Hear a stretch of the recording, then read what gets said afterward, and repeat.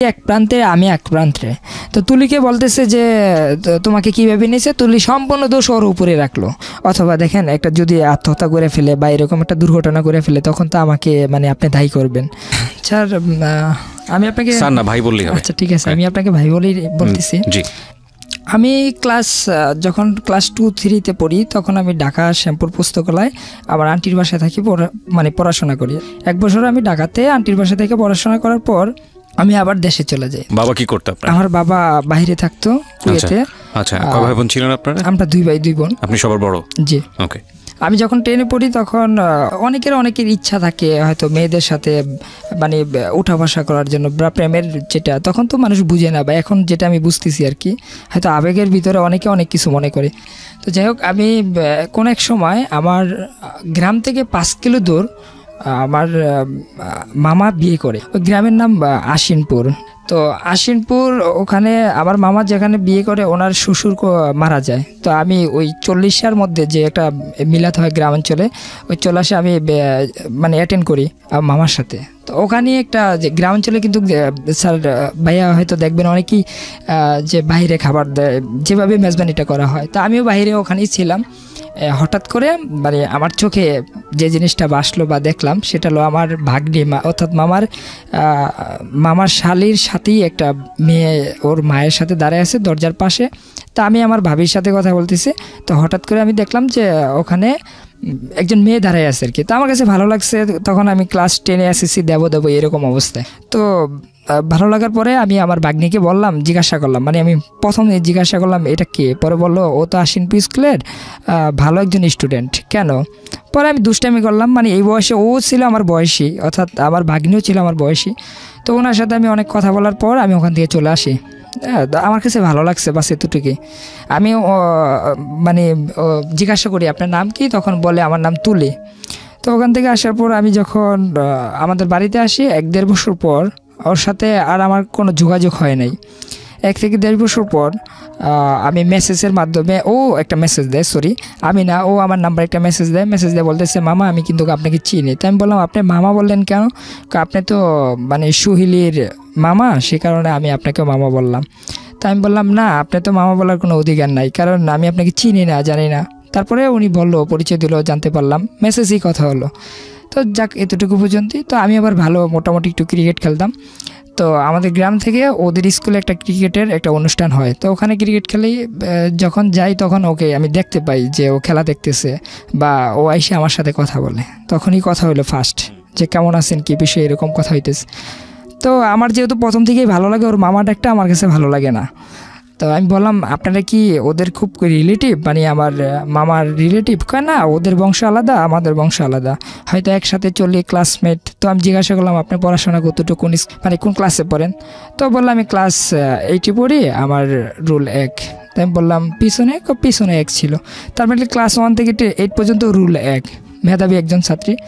তো এভাবেই কথা হয়, যোগাযোগ হইতেছে অনেকভাবে। তারপরে আমি এসএসসি পরীক্ষা দিই। এসএসসি পরীক্ষা দেওয়ার পর ও আমার সাথে আবারও কন্ট্যাক্ট করে, ও নিজ থেকে, মানে আমি কিন্তু আমার ভালো লাগছে সেটা আমি নিজেই বললাম, কিন্তু ওই আমার সাথে যোগাযোগ করে। তো যোগাযোগ করার পর ওর সাথে আমার সাথে মানে এরকম কথা হইতেছে যে কি করেন, বা ক্লাসে গেছেন কিনা, বা কোথায় ভর্তি হবেন, রেজাল্ট কি, মানে এই বিষয় নিয়ে কথা হয়। এইভাবে কথা হইতে হইতে প্রায় গেল 3-4 মাস কাটলো। তারপর ওর বাবা মা বিষয়টা একটু ফলো আসে, ওর বাবা মা বুঝতে পারে। তো আমাকে হঠাৎ করে ওর আব্বু একদিন ফোন দেয় বলতেছে আমি অমুকে, তুমি কি হাফসা আক্তার তুলিকে চিনো? আমি বললাম হ্যাঁ আমি তো চিনি, কেন কোনো সমস্যা? পরে বললো যে না, তোমার সাথে কি যোগাযোগ হয়? আমি বললাম হ্যাঁ যোগাযোগ হয়। পরে বললো কিসের সম্পর্ক তোমাদের? আমি বললাম কোনো সম্পর্ক নাই, এই তো সম্পর্ক। হ্যাঁ, তবে সত্যি কথা বলতে কি, পরে উনি বললো যে তুমি কেন কথা বলো সম্পর্ক না থাকতে? পরে আমি বললাম যে সত্যি কথা বলতে কি, আমি তো ছোট, তারপরে ওর কথাগুলা বা ওর ব্যবহার বা ওর ফেসটা আমার কাছে সত্যি খুব ভালো লাগে। এটা ওর বাবাকে আমি ওপেন বললাম। কোন ক্লাসে পড়েন তখন আপনি? আমি এই যে এসএসসি দেওয়ার পর একটা জিনিস কি, ছোটোর থেকে আমি ভাবতাম যে বাবা মা ভাই বোন সবাই মানে এই জিনিসটা জানাজানি হলে কোনো সমস্যা নেই, কারণ এগুলো ঝামেলা হয়, যদি না জানে এগুলো নিয়ে অনেক সমস্যা হয়। তো আমি সরাসরি কথা বলে দিচ্ছি, ওনার যদি ভালো লাগে উনি বলবে, না লাগলে নাই, এরকম আবার কি একটা ইচ্ছা ছিল। তো যাই হোক, ওর ওর সাথে আমার সাথে মোটামুটি মেসেজে কথা হইতেছে। তো মেসেজে কথা হইতেছে, ও একদিন বললো যে আমি কিন্তু বলতেছি না যে আমি আপনাকে ভালোবাসি বা এরকম কোনো কিছু। সকাল ভোর ফোন দেয়, দুপুরে ফোন দিতেছে, ফোন না, শুধু মেসেজ। তো বাংলা লিঙ্ক থেকে Bangla link to Bangla link SMS-এ অনেক কথা বলতাম। তো একদিন জিজ্ঞাসা করলো যে আপনি কি ঢাকাতে ভর্তি হবেন? পরে আমি বললাম যে আমি ঢাকাতে ভর্তি হব। তো আমি ওরকম মানে চিন্তা ভাবনা করতেছি, এরই মাঝে ওর বাবা মা মানে ক্লিয়ারভাবে বুঝতে পারে। মেয়েটা কোন ক্লাসে পড়তো? ক্লাস 8-এ। এইটা আপনি ছিলেন 10-এ? আমি 10-এ SSC, মানে এখন রেজাল্ট আসে নাই। SSC দিয়ে ফেলেছেন? জি, SSC। হ্যাঁ, ওকে। তো দেওয়ার পরে ওর সাথে আমার সাথে প্রায় এভাবে মেসেজে কথা হইতে মানে এইরকম পর্যায়ে যাই আমরা, মানে আমার মনে হয় যে 10 মিনিট মেসেজ না দিলে আমার কাছে খুব খারাপ লাগে, বা ও মেসেজ না দিলে আমার কাছে খুবই খারাপ লাগে। এরকম একটা অবস্থান যে শুধু মেসেজের উপরে নির্ভরশীল করি, অন্য কোনো মাধ্যম না, কোনো ফোনের মাধ্যমে না। তো একদিন ও মেসেজ দিল যে আমার তো মোবাইল নাই, এটা তো আমার এক বান্ধবীর মোবাইল, ওর মোবাইলটাও নিয়ে যাবে, আপনি কি আমাকে একটা মোবাইল মানে দেওয়ার জন্য পারবেন কি না? তো আমি বললাম যে দেখো, আমি তো ওরকম না, আমি এখনও কোনো জব টপ করি না, বা আমি কোথা থেকে দেবো, আচ্ছা ঠিক আছে আমি ট্রাই করে দেখি। তো আমার এক ফ্রেন্ড আছে, ওদের জন্য আমি অনেক সহযোগিতা করি। তো ও বললো যে ঠিক আছে, তোর যেহেতু একটা মোবাইল লাগবে আমি দিতিস। আর তাছাড়া আমি যখন বড় হই, আমার পুরা ফ্যামিলির সমস্ত টাকা পয়সা সব কিছু কিন্তু আমার কাছেই ছিল, যেহেতু আমি আস্তে আস্তে বড় হচ্ছি আর ঘরে বড় সন্তান। তো আমার কাছে প্রচুর পরিমাণে টাকা থাকতো, এটা আমি মিথ্যা বলতেছি না, অনেক টাকাই থাকতো। সেটা আমাদের এলাকার মানুষগুলো ভালো জানে। তো আমি ওকে একটা মোবাইল পাঠাইলাম অন্য এক মাধ্যমে পাঠানোর পর মেসেজে কথা হয়। তো ও মোবাইল পাইলো, মোবাইল পাওয়ার পর ক্লাস করতেছে, স্কুলে আসতেছে, সব খবরাখবর আমার কাছে আসতেছে। তো এক সময় সকাল ভোর 5টার দিকে ওর বাবা বুঝতে পারলো যে ও মোবাইল টিপতেছে। তো ওকে হাতে নাতি ধরার পরে বললো যে এই মোবাইলটা কার? তো বললো ওর একটা বান্ধবীর। তো সাথে সাথেই ও ওয়াশরুমে যে একটা মেসেজ দেয় আমাকে যে আমি তো মোবাইল আব্বু তো নিয়ে গেছে, মানে ওর আম্মুর মোবাইল দিয়ে বলতেছে যে আমার মোবাইল তো নিয়ে গেছে, তুমি একটা কাজ করো, আমার অমুক বান্ধবীকে একটা ফোন দেয়া বলো যে ও যেমন এই গল্পটা এইভাবে বলে, ও যেভাবে বলছে। তো ওকে আমি পাঠাই দেয়, ও আসার পরে ওর সাথে একটু রাগারাগি করে, পরে বলতেছে আঙ্কেল আমাদের এলাকায় তো কারেন্ট নাই, তো আপনাদের বাসায় চার্জ দেওয়ার জন্য দিছিলাম আর কি। তো মোবাইলটা নিয়ে যায়। তারপরে আবার এভাবে 2-1 দিন পর ওই মোবাইলটাই আবার ও দিয়ে দেয় স্কুলে যাওয়ার পরে। তারপরে আবার 2-3 দিন পর রাত্রে ওর হাতে যেভাবে হোক মোবাইলটা পেয়ে যায়। তো পেয়ে যাওয়ার পরে ওর বাবা ওর আম্মু ওকে অনেক রাগারাগি করে যে কার সাথে যোগাযোগ করে, এরকম একটা পরিস্থিতির শিকার হয়ে যায়। এখন আর মিথ্যা বলতে পারতেছে না যে মোবাইলটা কার। তখন ও বিভিন্ন কথা ঘুরানোর চেষ্টা করতেছে, আর একটু পরপরই আমার কাছে মেসেজ দিতেছে ওর আম্মার মোবাইল থেকে। আর আমার নাম্বারটা ও এইভাবে ওই যে একটা মোবাইলে একটা অপশন ছিল হাইড করে রাখা যায়, ওভাবে হাইড করে রাখতো আর কি। তো ভাইয়া এইভাবে করার পর এক সময় আমাকে ওর আব্বু আবার ফোন দেয় জিজ্ঞাসা করতেছে তুমি আমাদের এলাকা আসো, তোমার সাথে কিছু কথা আছে। পরে আমি বললাম কেন যাব? পরে বলতেছে যে তুমি আসলে বুঝতে পারবা। তাই আমি বললাম যে দেখেন আমি তো এখন ঢাকায় আছি, বলেন না কি সমস্যা। পরে বলে যে তুমি কি আমার মেয়ের সাথে এখনও যোগাযোগ করো? তোমাকে না করছিলাম। পরে আমি বললাম তো যে আমার কাছে ভালো লাগে বিধেয় আমি কথা বলছি, যদি আপনার কোনো সমস্যা হয় আপনি বলেন ক্লিয়ার যে কি সমস্যা। পরে সে বললো যে দেখো তুমি যদি এর সাথে কথা বলো তাহলে তো ওর পড়াশোনা ক্ষতি হবে, বিভিন্নভাবে ক্ষতি হবে। আমি চাই না যে ও এই বয়সে অন্য এরকম কোনো কিছু হোক। তো ওনার কথাগুলো আমার কাছে খুব ভালো লাগলো। তো আমি বললাম যে ঠিক আছে, আমি সেটা চাই না, ঠিক আছে আমি আপনার মেয়ের কাছে দেন, আমি ওর সাথে ফোনে কথা বলে বুঝিয়ে দিই। পরে ওকে আমি বললাম যে দেখো আসলে ওনার কথাগুলো খুব গুরুত্বপূর্ণ সহকারে আমি শুনছি, আমার কাছে খুবই ভালো লাগছে। তো তুমি তোমার মতন থাকো, দেখি আমি পড়াশোনা করি, তুমিও করো, পরবর্তীতে দেখা যাক বিষয়টা কি হয়। পরে ও বলল যে না, আমার বাবা মাকে আমি চিনি, কারণ ওনারা আমার বড় বোনকে নিয়ে অনেক কাহিনী করছে, আমি জানি যে ও আমার বাবা মা আমাকে নিয়েও এরকম কিছু করবে। তো আমি ওর কথাগুলো তত একটা মূল্যায়ন করলাম না করার পরে আমি মোবাইল বন্ধ করে দিলাম। তো কিছুদিন পর একটা চিঠি পাঠাইছে, অর্থাৎ আমি সিম চেঞ্জ করে ফেললাম। একটা চিঠি পাঠাইছে ওই ওর এক বান্ধবীর মাধ্যমে। আমি নামটা বলবো না, যে এখানে সহযোগিতা করছে ওনার নামটা আমি এখানে বলবো না। তো ওর খুব কাছের একজন ফ্রেন্ড, একজন ছেলে বন্ধু, একজন মেয়ে বন্ধু, এই দুজনেই আমাকে সহযোগিতা করে এই পর্যন্ত আনার জন্য। তো ওর যে বান্ধবী ওরা আমাকে চিঠিগুলা পাঠায়, যে আমি চিঠিগুলা পড়ার পর খুব অবাক হয়ে যাই। ও বলতেছে যে আপনি আমাকে নিয়ে এত কিছু করলেন, এত গল্প করলেন, এত বড় বড় কথা বললেন, যে আপনি অনেক ভালো, বা মানে আমি ওর অনেক প্রশংসা করছি, কিন্তু আমি কখনো বলি নাই আমি তোমাকে ভালোবাসি, বা ও আমাকে কখনো বলেনি। তো আমাকে একটা চিঠি দিল, দেখেন আপনি আজকে মানে আজকে কিন্তু 19 তারিখ, আমি 3 তারিখ পর্যন্ত ওয়েট করবো আপনার জন্য। এই 3 তারিখের মধ্যে আমার সাথে ফোনে যোগাযোগ করবেন, আর না হয় আমি 3 তারিখে মানে বাড়ির থেকে বের হয়ে যাব, যেদিকেই পারি চলে যাব। তো চিঠিটা পাওয়ার পর আমি মোবাইলটা খোলার পরে ওর বান্ধবীর মাধ্যমে ওর সাথে আমি মানে কন্ট্যাক্ট করি স্কুলে। তো কন্ট্যাক্ট করার পরে ওকে অনেক বুঝাইলাম, দেখো আমি তো এখন ছোট, তাছাড়া আমার আব্বু একজন মানে আমাদের গ্রামে শিক্ষক ছিল। হ্যাঁ, তো তারপরে উনি বাইরে চলে গেছে, ওনার একটা মানে দুর্নাম হবে আমি যদি এখন তোমাকে বিয়ে করি, বা এখন বিয়ে করে আমার বয়স হয় নাই, আমার কাছে কোনো টাকা পয়সা নাই। পরে সে বললো যে এগুলো আমি দেখবো। তাই আমি বললাম তুমি দেখবা মানে তোমার কাছে কি কোনো টাকা আছে? পরে বললো যে না, আমার কাছে কোনো টাকা নাই, কিন্তু যদি দুজনে হাত পাও তো ঠিক আছে, কোথায় না কোথায় যে একটা কাজ করব। তাই আমি বললাম এটা কোনো জীবনে বাণী হয় না, মানে আমি কিন্তু এখানে আমার নিজের ভালোর জন্য বলতেছি না, যেটা হয়েছে আমি স্যার ভাইয়া সেটাই বলতেছি। তো এরকম হওয়ার পর ওর সাথে আমার সাথে একটা ভালো মানে যোগাযোগ হয়ে যায়, যে ঠিক আছে আমি 3 তারিখে ওর একটা আশ্বাস দিলাম। মানে ও এরকম কিছু করতেছে যে ও মারা যাবে, বা একটু মানে অনেক কিছু মানে আমাকে ভয় দেখাইতেছে। তো আমি বললাম ঠিক আছে, তুমি কিছু বলার দরকার নাই, ঠিক আছে আমি তোমাকে 3 তারিখে নিয়ে যাব, তুমি টেনশন করো না, আমি ব্যবস্থা করতেছি। তো 3 তারিখে আমি বলছি ঠিকই, কিন্তু আসলে ওর সাথে আমি ধোঁকাবাজি করছি। আমি 3 তারিখে আর মোবাইল খুলি না, ও স্কুলে যায়, স্কুল থেকে রেডি হয়ে চলে আসবে, ব্যাগ ট্যাগ সব কিছু গুছিয়ে ও বাড়ি থেকে পালিয়ে আসবে, কিন্তু আমি আর ওর সাথে যোগাযোগ করি না। তো যোগাযোগ না করার পরেই ও একটা মন ভাঙা যায় যে ও আজকে আমি স্কুল থেকে চলে যাব, বা ওর বাবা মা ওরে কি করতেছে সেটা কিন্তু আমি বুঝতেছি না। তুলি তো এটা, জি এটা তুলি।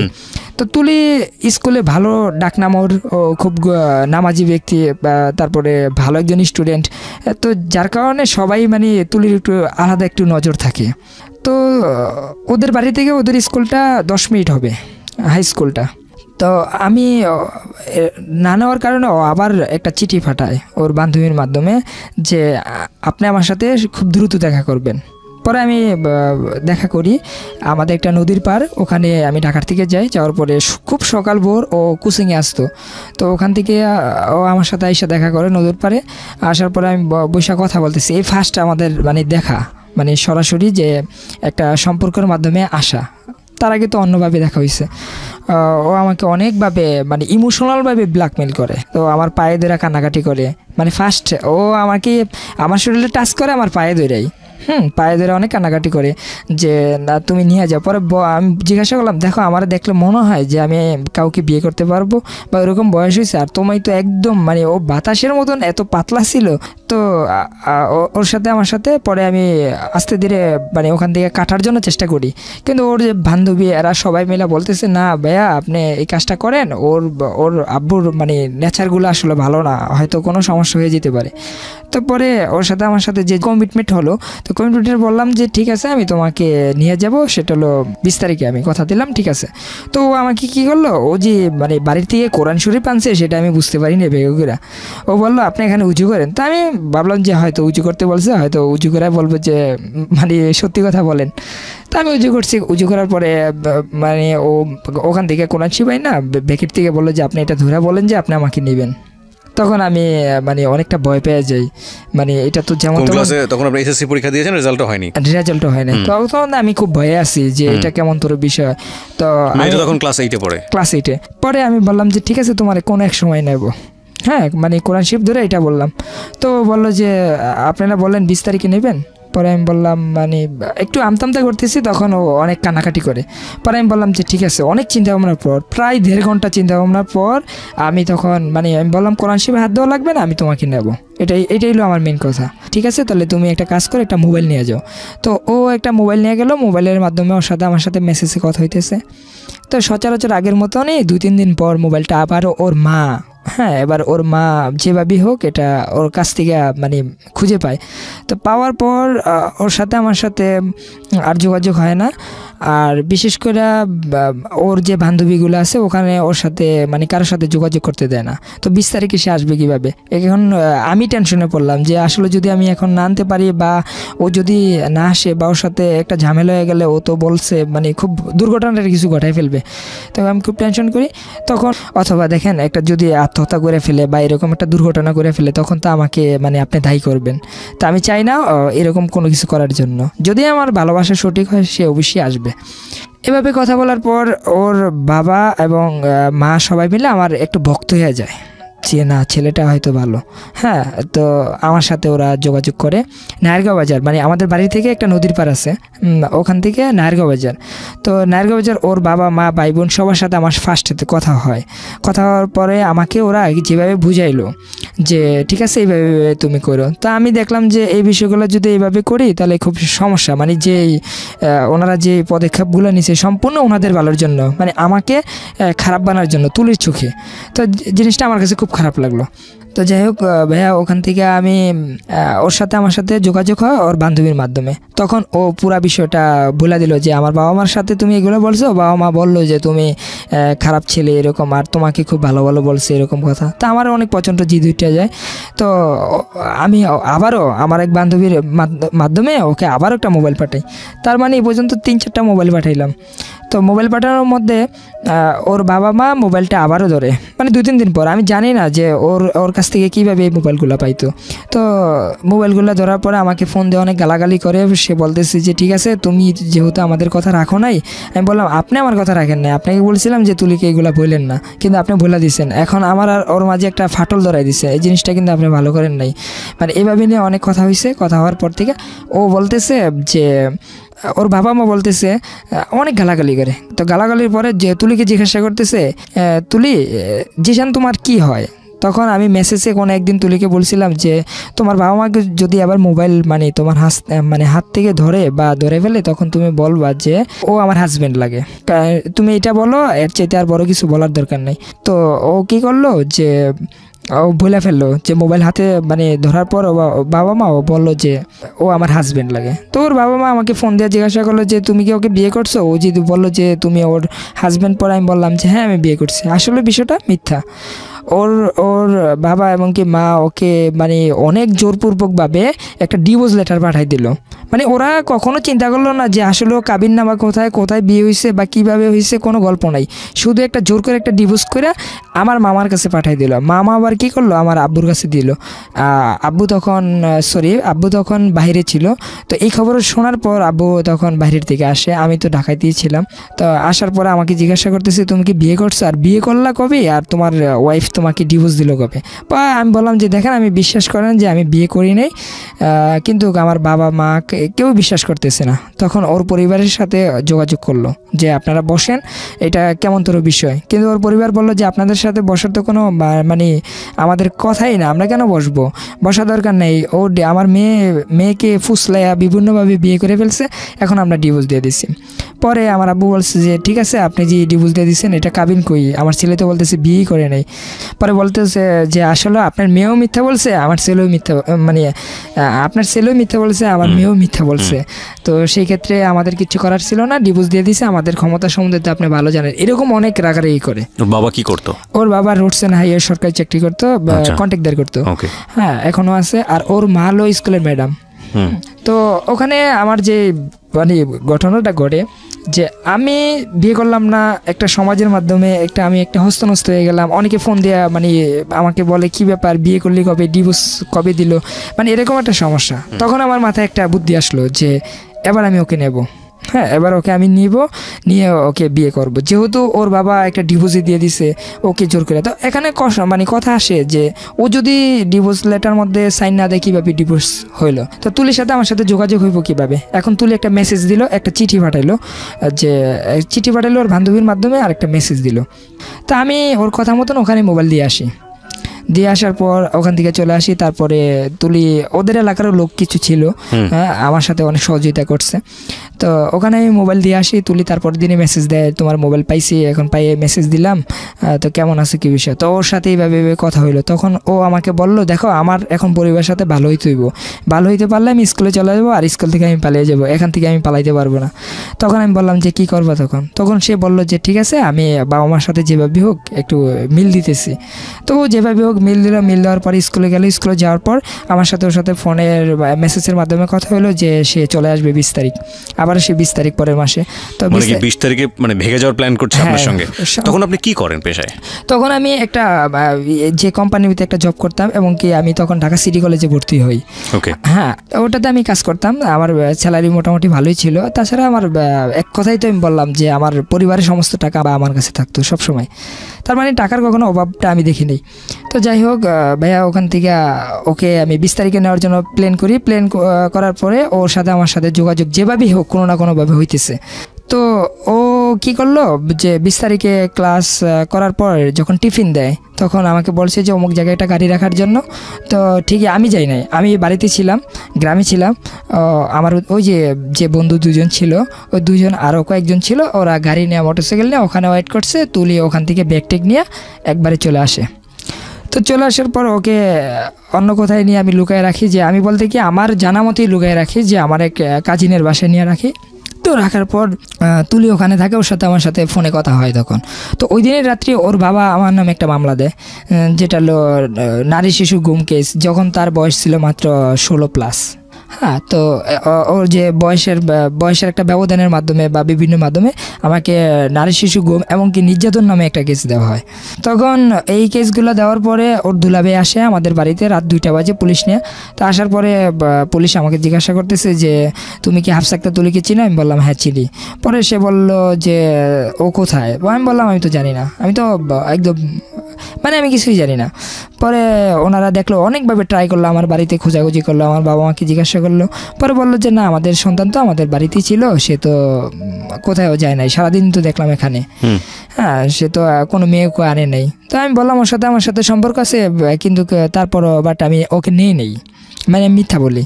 কারণ এগুলো কথা ছিল, সমস্ত প্ল্যান প্রোগ্রাম ছিল তুলি যেভাবে বলছে আমি ঠিক এইভাবেই কাজ করতেছি। তারপরের দিন ওর সাথে আমার সাথে ফোনে কথা হয়, তার মানে আমি 2-1 দিনের মধ্যেই বাড়ি থেকে চলে যাব, মানে তুলির কাছে যাব, এরকম একটা প্রোগ্রাম করতেছি। তো তারপরের দিন আমার আব্বুকে থানার থেকে ফোন আসে, মতলব দক্ষিণ থানার থেকে, যে আপনি একটু আপনার ছেলেকে নিয়ে আসেন। তো আমাদের থানা আবার মতলব উত্তরে, তো আমরা মতলব উত্তরে যাই। যাওয়ার পরে ওখানে ওসির সাথে কথা বলার পর সে বললো যে আপনি যদি ওখানে ছেলেটাকে নিয়ে যান সে তো অ্যারেস্ট করবে, তার মানে আপনি একটু চিন্তা ভাবনা করে যান। তো আমার আব্বু ছিল ইমোশনাল লোক। হ্যাঁ, উনি মানে অল্পতেই ভয় পেয়ে যেত, মানে যদিও উনি মাস্টার ছিল বা ওরকম, মানে একটা ভয়ের কিছু শুনলে উনি ভয় পেয়ে যেত। আসলে কিন্তু ভয় পাওয়ার লোক না উনি, কিন্তু ভয় পেয়ে যেত, মানসিকভাবে ভেঙে পড়তো। তো বললো যে আবার পুলিশ বাড়িতে আসবে, সমস্যা করবে না, আমি নিয়ে যাব। তো অনেকের কথা মানে অমান্য করে আমাকে ওখানে নিয়ে যায়। তো নিয়ে যাওয়ার পরে সাথে সাথেই আমাকে অ্যারেস্ট করে। আমি যাওয়ার পরেই আমাকে কোনো কথা নাই, বাড়তে নাই, শুধু লকাবে নিয়ে আটকে রাখে, আর বলতেছে মেয়েটা কোথায় আছে তুমি বলো। তো আমি বললাম যে আমি জানি না। তো আমি তো জানি নাই বলতেছি, আমি তো আর কোনো কথা নাই, কারণ তুলি এগুলো শেখানো হয়েছে যে তোমাকে যদি যেভাবে হোক তুমি কিন্তু কখনো বলবা না। তাই আমি বলি নাই।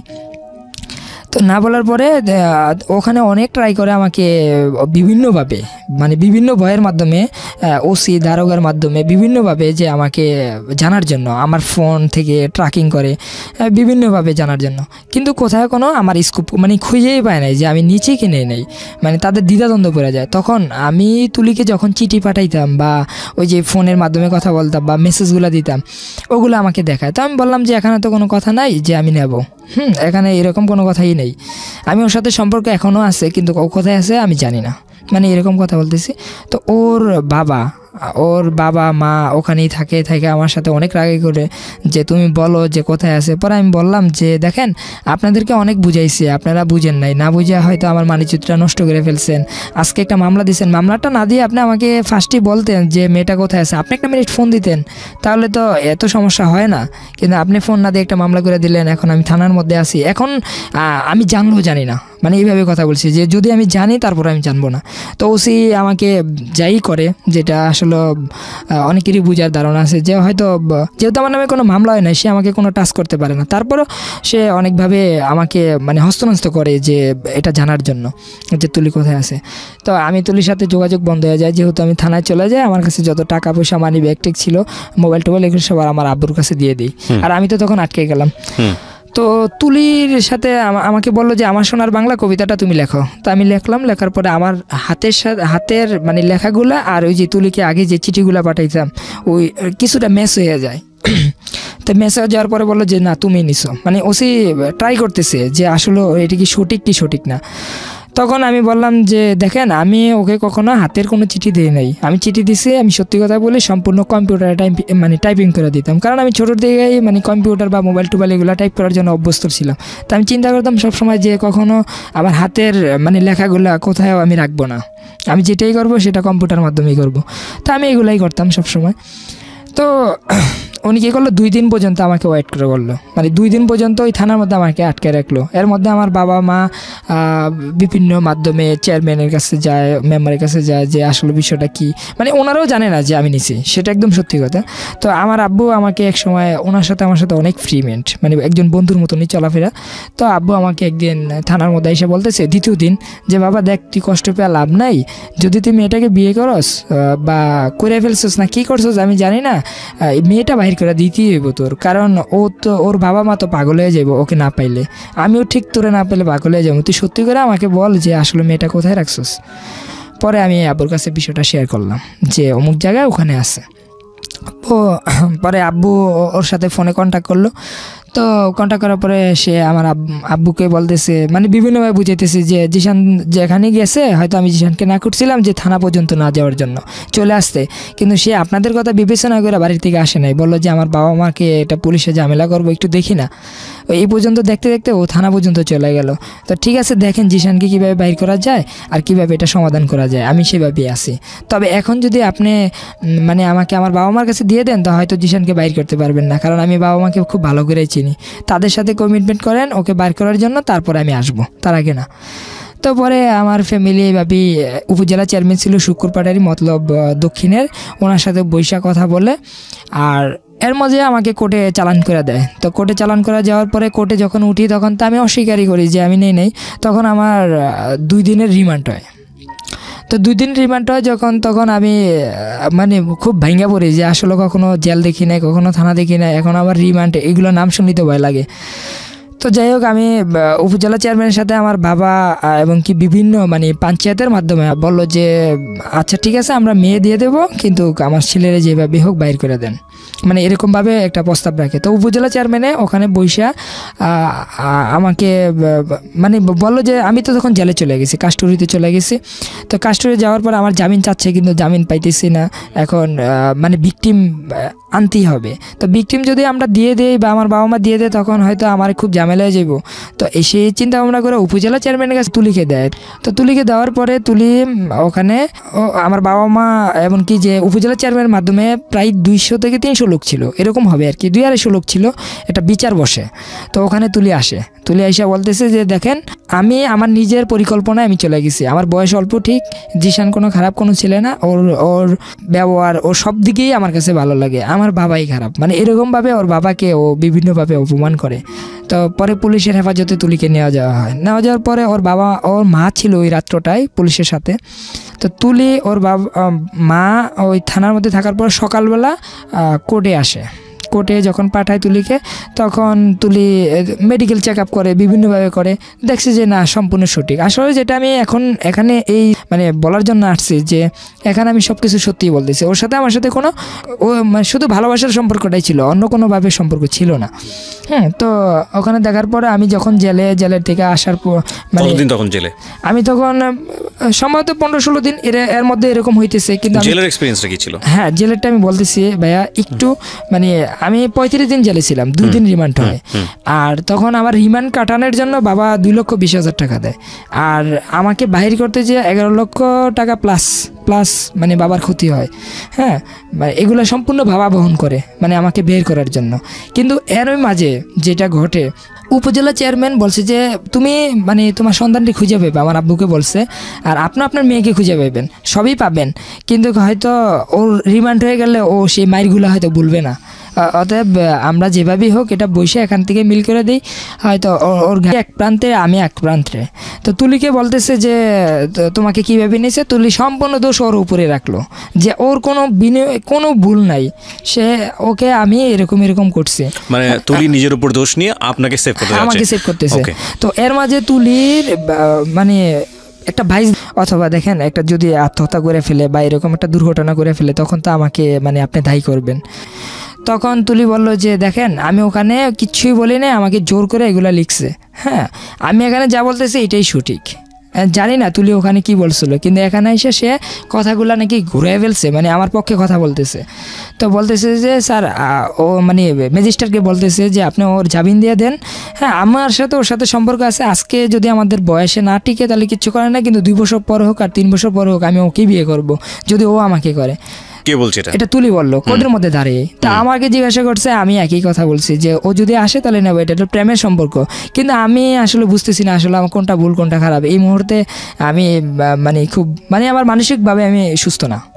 তখন যেহেতু জেলের জীবনটা অনেক কষ্টের, তো এখন আমি জেলের প্রসঙ্গটা আসি। যখন আমি অ্যারেস্ট হই তখন আমার কাছে মনে হলো যে এটা কোনো ব্যাপার না, এটা কোনোই কিছু না, একটা ছোট্ট একটা ঘরের মধ্যে বন্দি করে রাখছে, কই এখানে তো কিছুই নেই। কিন্তু আমি তখন বুঝতাম না কোথায় কোর্ট, কোথায় কি, কোথায় মানে জেলখানা, এগুলো কিচ্ছু জানতাম না। তো আমাকে যখন পুলিশের গাড়ি দিয়ে যখন মানে হাতে পায়ে মানে হ্যান্ডকাপ লাগানোর পর আমাকে যখন কোর্টে নেয়, তখন একটা ওখানে যাওয়ার পরেই আমার কাছে খুব বেশি খারাপ লাগে, মানে অনেক চোখে কান্না এসে পড়ে। একটা গারদঘর নামে একটা ঘর আছে জেলখানার ভিতরে, গারদঘর অথবা এটাকে বলে কোর্ট লকআপ। তো এই কোর্ট লকআপের মধ্যে যখন আমাকে নেয়, সেখানে একটা যে রুমটা সম্ভবত যদি ক্লিয়ারভাবে আমরা মোটামুটিভাবে দাঁড়াই, ওখানে 40 থেকে 50 জন লোক দাঁড়াইতে পারবো ওই রুমটার মধ্যে, কিন্তু ওখানে 100 থেকে 150 আসামি। মানে ওই জায়গায় আমাকে নেওয়ার পর মনে হয় যে আমি কোনো এক চিপার মধ্যে, মনে হয় যে মানে হাফ ইঞ্চি জায়গার মধ্যে আমার মনে হয় যে আমি দাঁড়াই আছি। মানে মানে এত মানে আসামি যে ওদের ঘামের গন্ধে মানে খুব খারাপ লেগে গেছে, মানে আমি যে কোথায় দাঁড়াবো ওরকম কোনো জায়গাই পাইতেছি না।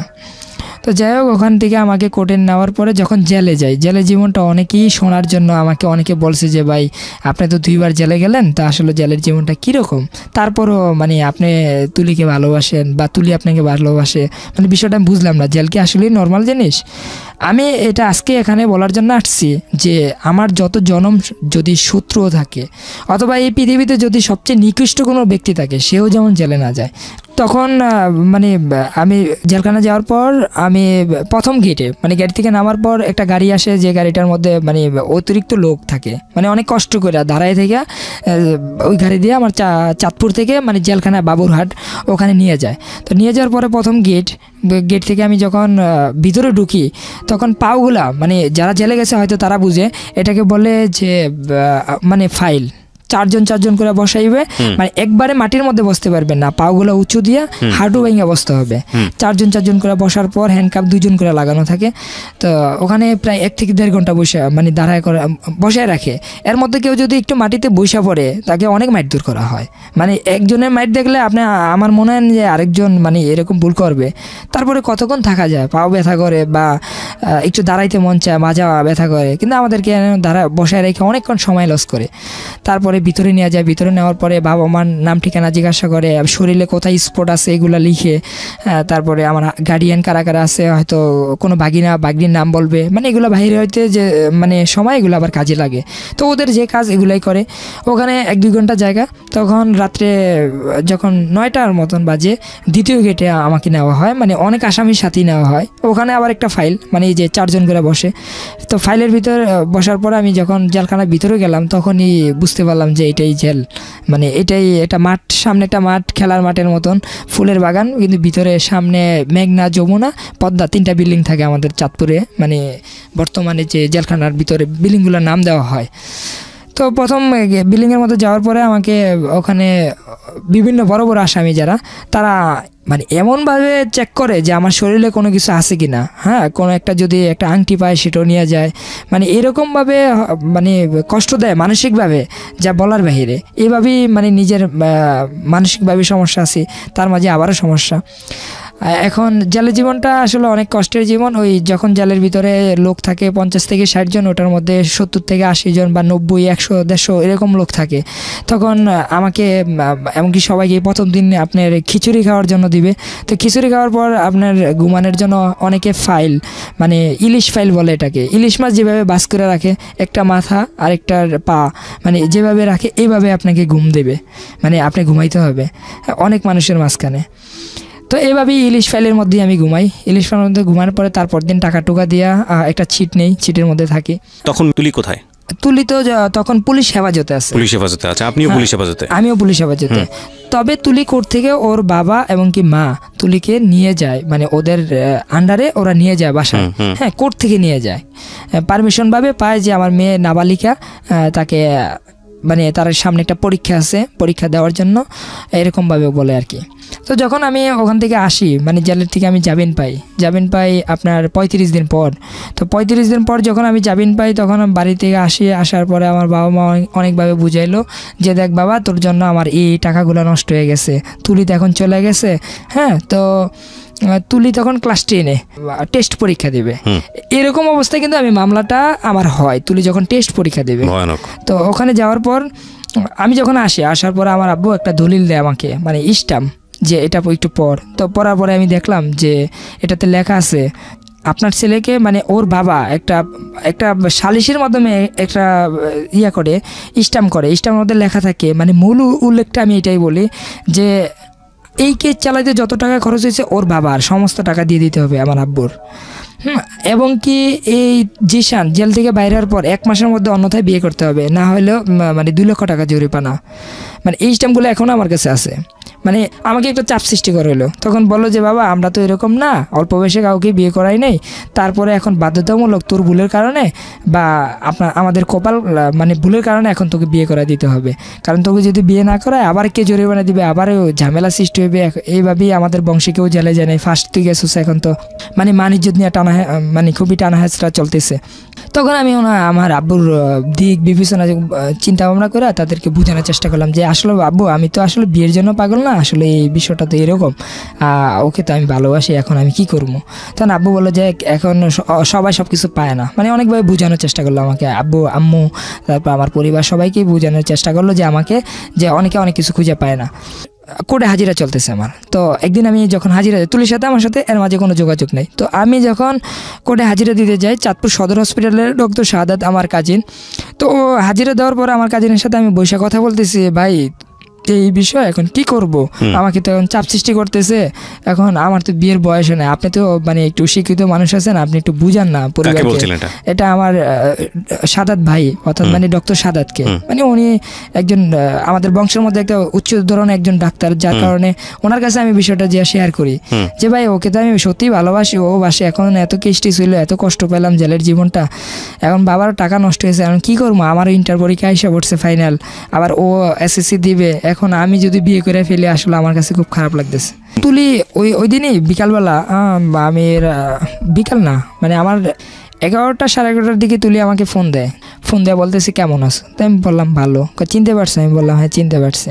আমার আম্মু তো স্কুলের ম্যাডাম, সে তো তুমি তো ভালোই জানো, মানে আমি এটা বললাম যে ওর আম্মু স্কুলের ম্যাডাম বিদায় ও চলে গেছে, একটা মানে একটা বোর্ড চলতেছে, বোর্ড চললে স্কুলে যে ম্যাডামরা অনেকের কাজ থাকে ওখানে, আর আব্বু তো রোডে চলে গেছে, এখন বাড়িতে একজন পরিদার রাখছে। আমি ওনাকে, ওদেরও বিল্ডিং ছিল আমাদেরও বিল্ডিং ছিল, ওই বিল্ডিংয়ের মধ্যে মানে দরজা বাড়ির থেকে লক করে আমি চলে আসবো, তুমি জাস্ট 12টা বাজে গাড়ি পাঠিয়ে দিবা, আমি এতটুকুই জানি, সব কথা আমার পিছনে রাখছো, এটাও রাখবা, তবে আবার কোনো ভুল করবা না, মানে আগের মতন কোনো ভুল যেমন না হয়।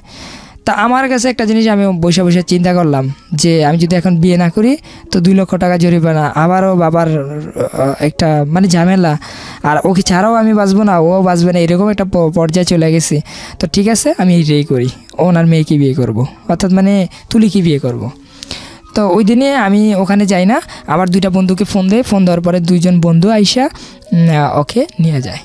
ওদের বাড়ির সামনের দিকে, ও বাড়ির দিকে লক করে দেয়। ওই মহিলা অনেক চিলাচিলি করে, কিন্তু ওদের বাড়িটা ছিল একা, যার কারণে অন্য কেউ আসতে পারে না। ও গাড়িতে ওইটা ঢাকার দিকে রওনা দিয়ে চলে আসে। তো আমি ওখান থেকে ঢাকার দিকে রওনা দিই। তুলির সাথে আমার সাথে দেখা হয় হাজীগঞ্জ, অর্থাৎ মানে তুলি হাজীগঞ্জ যায়, আমার 2জন বন্ধু নিয়ে ওখানে দিয়ে আসে আর আমি ওখানে যাই।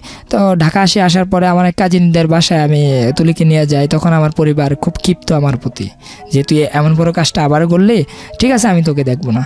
তো আমার পরিবার আমাকে সাপোর্টই দিল না। সাপোর্ট না দেওয়ার পরে ওর পরিবার তো ওর কাছে নাই এখন বলতে, তো ওর পরিবার আর কখনো মানে আমার পরিবারের সাথে জানার চেষ্টা করতেছে যে আসলে কি মেয়েটা কোথায় গেছে, জিশান কি নিছি কিনা, আবার সে ওরা তো খুঁজে পাইতেছি না। তখন আমার পরিবার বলল হ্যাঁ আমার জানা মতে যে আমার ছেলেই নিছে অথবা আপনার মেয়ের সাথে চলে গেছে, কিন্তু ওরা কোথায় আছে সেটা আমরা জানি না। আমার সাথে যোগাযোগ করছিল, বলা হয়েছিল যে আব্বু আমার কিছু টাকা লাগবে। তখন আমি জিজ্ঞাসা করলাম তুই তো হাজিরা দিতে গেলি, ওখান থেকে হাজিরা শেষে কোথায় গেলি? তখন সে বললো যে আমি তুলিকে নিয়ে আসছি, আমার কিছু টাকা লাগবে। তো আমি কোনো টাকা টুকা দেখি নাই, জানি না ওরা কোথায় আছে।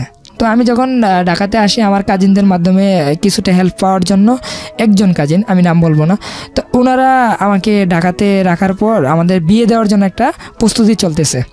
তো ওই প্রস্তুতির মধ্যে আমাদের বয়স আনার দিকে ঢাকাতে বিয়ে দিয়ে। কত সালের ঘটনা এটা? এটা 2012। 2012 জি, 2012 প্রায় শেষের দিকে। তো আমি ঢাকাতে আসি আপনার তুলিকে নিয়ে। যখন ঢাকাতে আসি তখন বিয়ে মানে কোনো কাজই আমাদেরকে দেখার পর বিয়ে দেবে না। তখন ওখান থেকে আমাদের রাজশাহী পাঠায় দেয় আমার ওই কাজিন। রাজশাহী আমার এক আন্টির বাসা, ওখানে যাওয়ার পর দেখলাম যে ওর সাথে মানে যাওয়ার পরে দেখলাম যে আমাদের বিয়ে দেওয়ার জন্য প্রস্তুতি হিসেবে বসে আছে।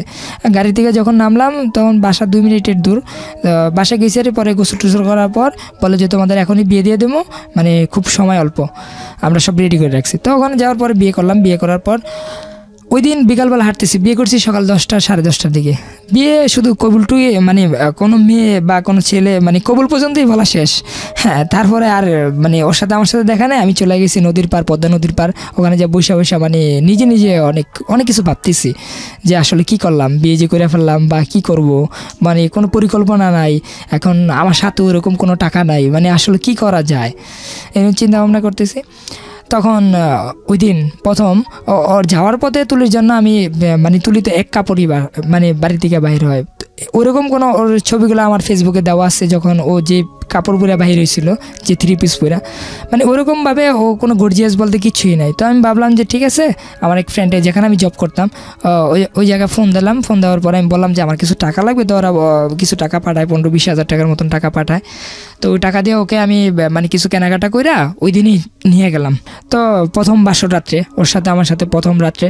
তো আমি এতই টায়ার্ড ছিলাম যে আমি যাওয়ার পরে বললাম যে ফার্স্ট তোমার সাথে শুইলাম, যাক অন্তত খুব ভালো লাগছে যে এত ঝামেলার পরও, মানে ওই ফিলিংসটাই আসলে আলাদা একটা ফিলিংস ছিল। তো ও বললো যে দেখো তোমার কাছে তুমি তো ঘুমাই পড়তেছো। আমি বুঝলাম না, তুমি কি এতই ছোট, আজকে রাত্রটা তো তোমার মনে থাকার কথা। আমি বললাম যে ভাই তুমি তো আমার এখন বউ, তোমার সাথে যে কোনো সময় কথা বলতে পারবো, একটু ঘুমাইতে দাও। আমি সারাত্র জান্নি করে আসছি, তুমি আসছো, এখন ঘুমাও, মানে ঘুমাইলে ভালো লাগবে। তো ও বললো যে ঠিক আছে, আমাদের তো বিয়ের আসলে কোনো ওরকম কোনো চাহিদা নাই, আসলে এটা মানে মনের একটা মেল, এটা আমিও বুঝতেছি তুমিও বুঝতেছো, তো আমার একটা কিছু কথা আছে। তো ও যে আগে থেকেই বুদ্ধিমান ছিল সেটা মানে আস্তে আস্তে বুঝতে পারবে। তো আমি বললাম যে কী কথা? পরে বললো যে তুমি কিন্তু আমার পড়াশোনা করাইতে হবে। আমি বললাম ভাই তোমার পড়াশোনা করাইলে তো এই সমস্ত বিয়েগুলো টিকে না, তারপরে কত ঝামেলার বিয়ে, কীভাবে করবো, এখন তো আমি ওয়ারেন্ট হয়ে যাব, পরে হাজিরা দিতে পারবো না, কইগুলো আমি দেখবো। পরে আমি বললাম যে তাহলে আমার একটা কথা আছে, মানে আমি ওরে মানে বোঝানোর চেষ্টা করলাম যে তুমি যদি আমার বাবা মার মনগুলো জয় করে নিতে পারো বা তাদের সাথে যদি একটু মিল করতে পারো, কখনো যদি তাদের সাথে মানে তোমার ভুল দেখি তাহলে তোমার পড়াশোনা বন্ধ হয়ে যাবো, আর যদি দেখি না তুমি তাদের সাথে ঠিক মতন আছো তাহলে আমি তোমাকে পড়াশোনা করাবো, কারণ তুমি অনেক মেধাবী একজন ছাত্রী, সেই হিসাবে আমি বললাম। তো ওর কিছুদিন পর পরীক্ষা, 2-3 মাস আমি এদিক সেদিক থাকি তুলিকে নিয়ে, বিভিন্ন আত্মীয় স্বজনের মাধ্যমে থাকি। তো তুলির যখন পরীক্ষা এসে পড়ে তখন পরীক্ষার কিছুদিন আগে ওই উপজেলা চেয়ারম্যানের সাথে আমি যোগাযোগ করি যে তুলিকে আমি পরীক্ষা দেওয়াবো, ওর এডমিট কার্ড এবং এগুলো কী কী লাগবে। ইন দ্য মিন টাইম ওর বাড়ির কী অবস্থা, তুলির বাসার কী অবস্থা, কী চলতেছে কিছু জানতে পারছেন? হ্যাঁ, এর মধ্যে তুলির বাবা তুলির মা আমার সাথে যে সবসময় ফোনে কথা বলতো, তুলির সাথে কথা বলতো যে কেমন আছো, কী বিষয়, মানে তখন ওনারা একটু নর্মাল হয়ে যায়। সবসময় কথা হইতো, খাবার দাবার করছে রে, কিন্তু শুধু লোকেশনটা বলতাম না কোথায় আছি। আর সমস্ত কিছু বলতাম যে কি করতেছি বা কি করব।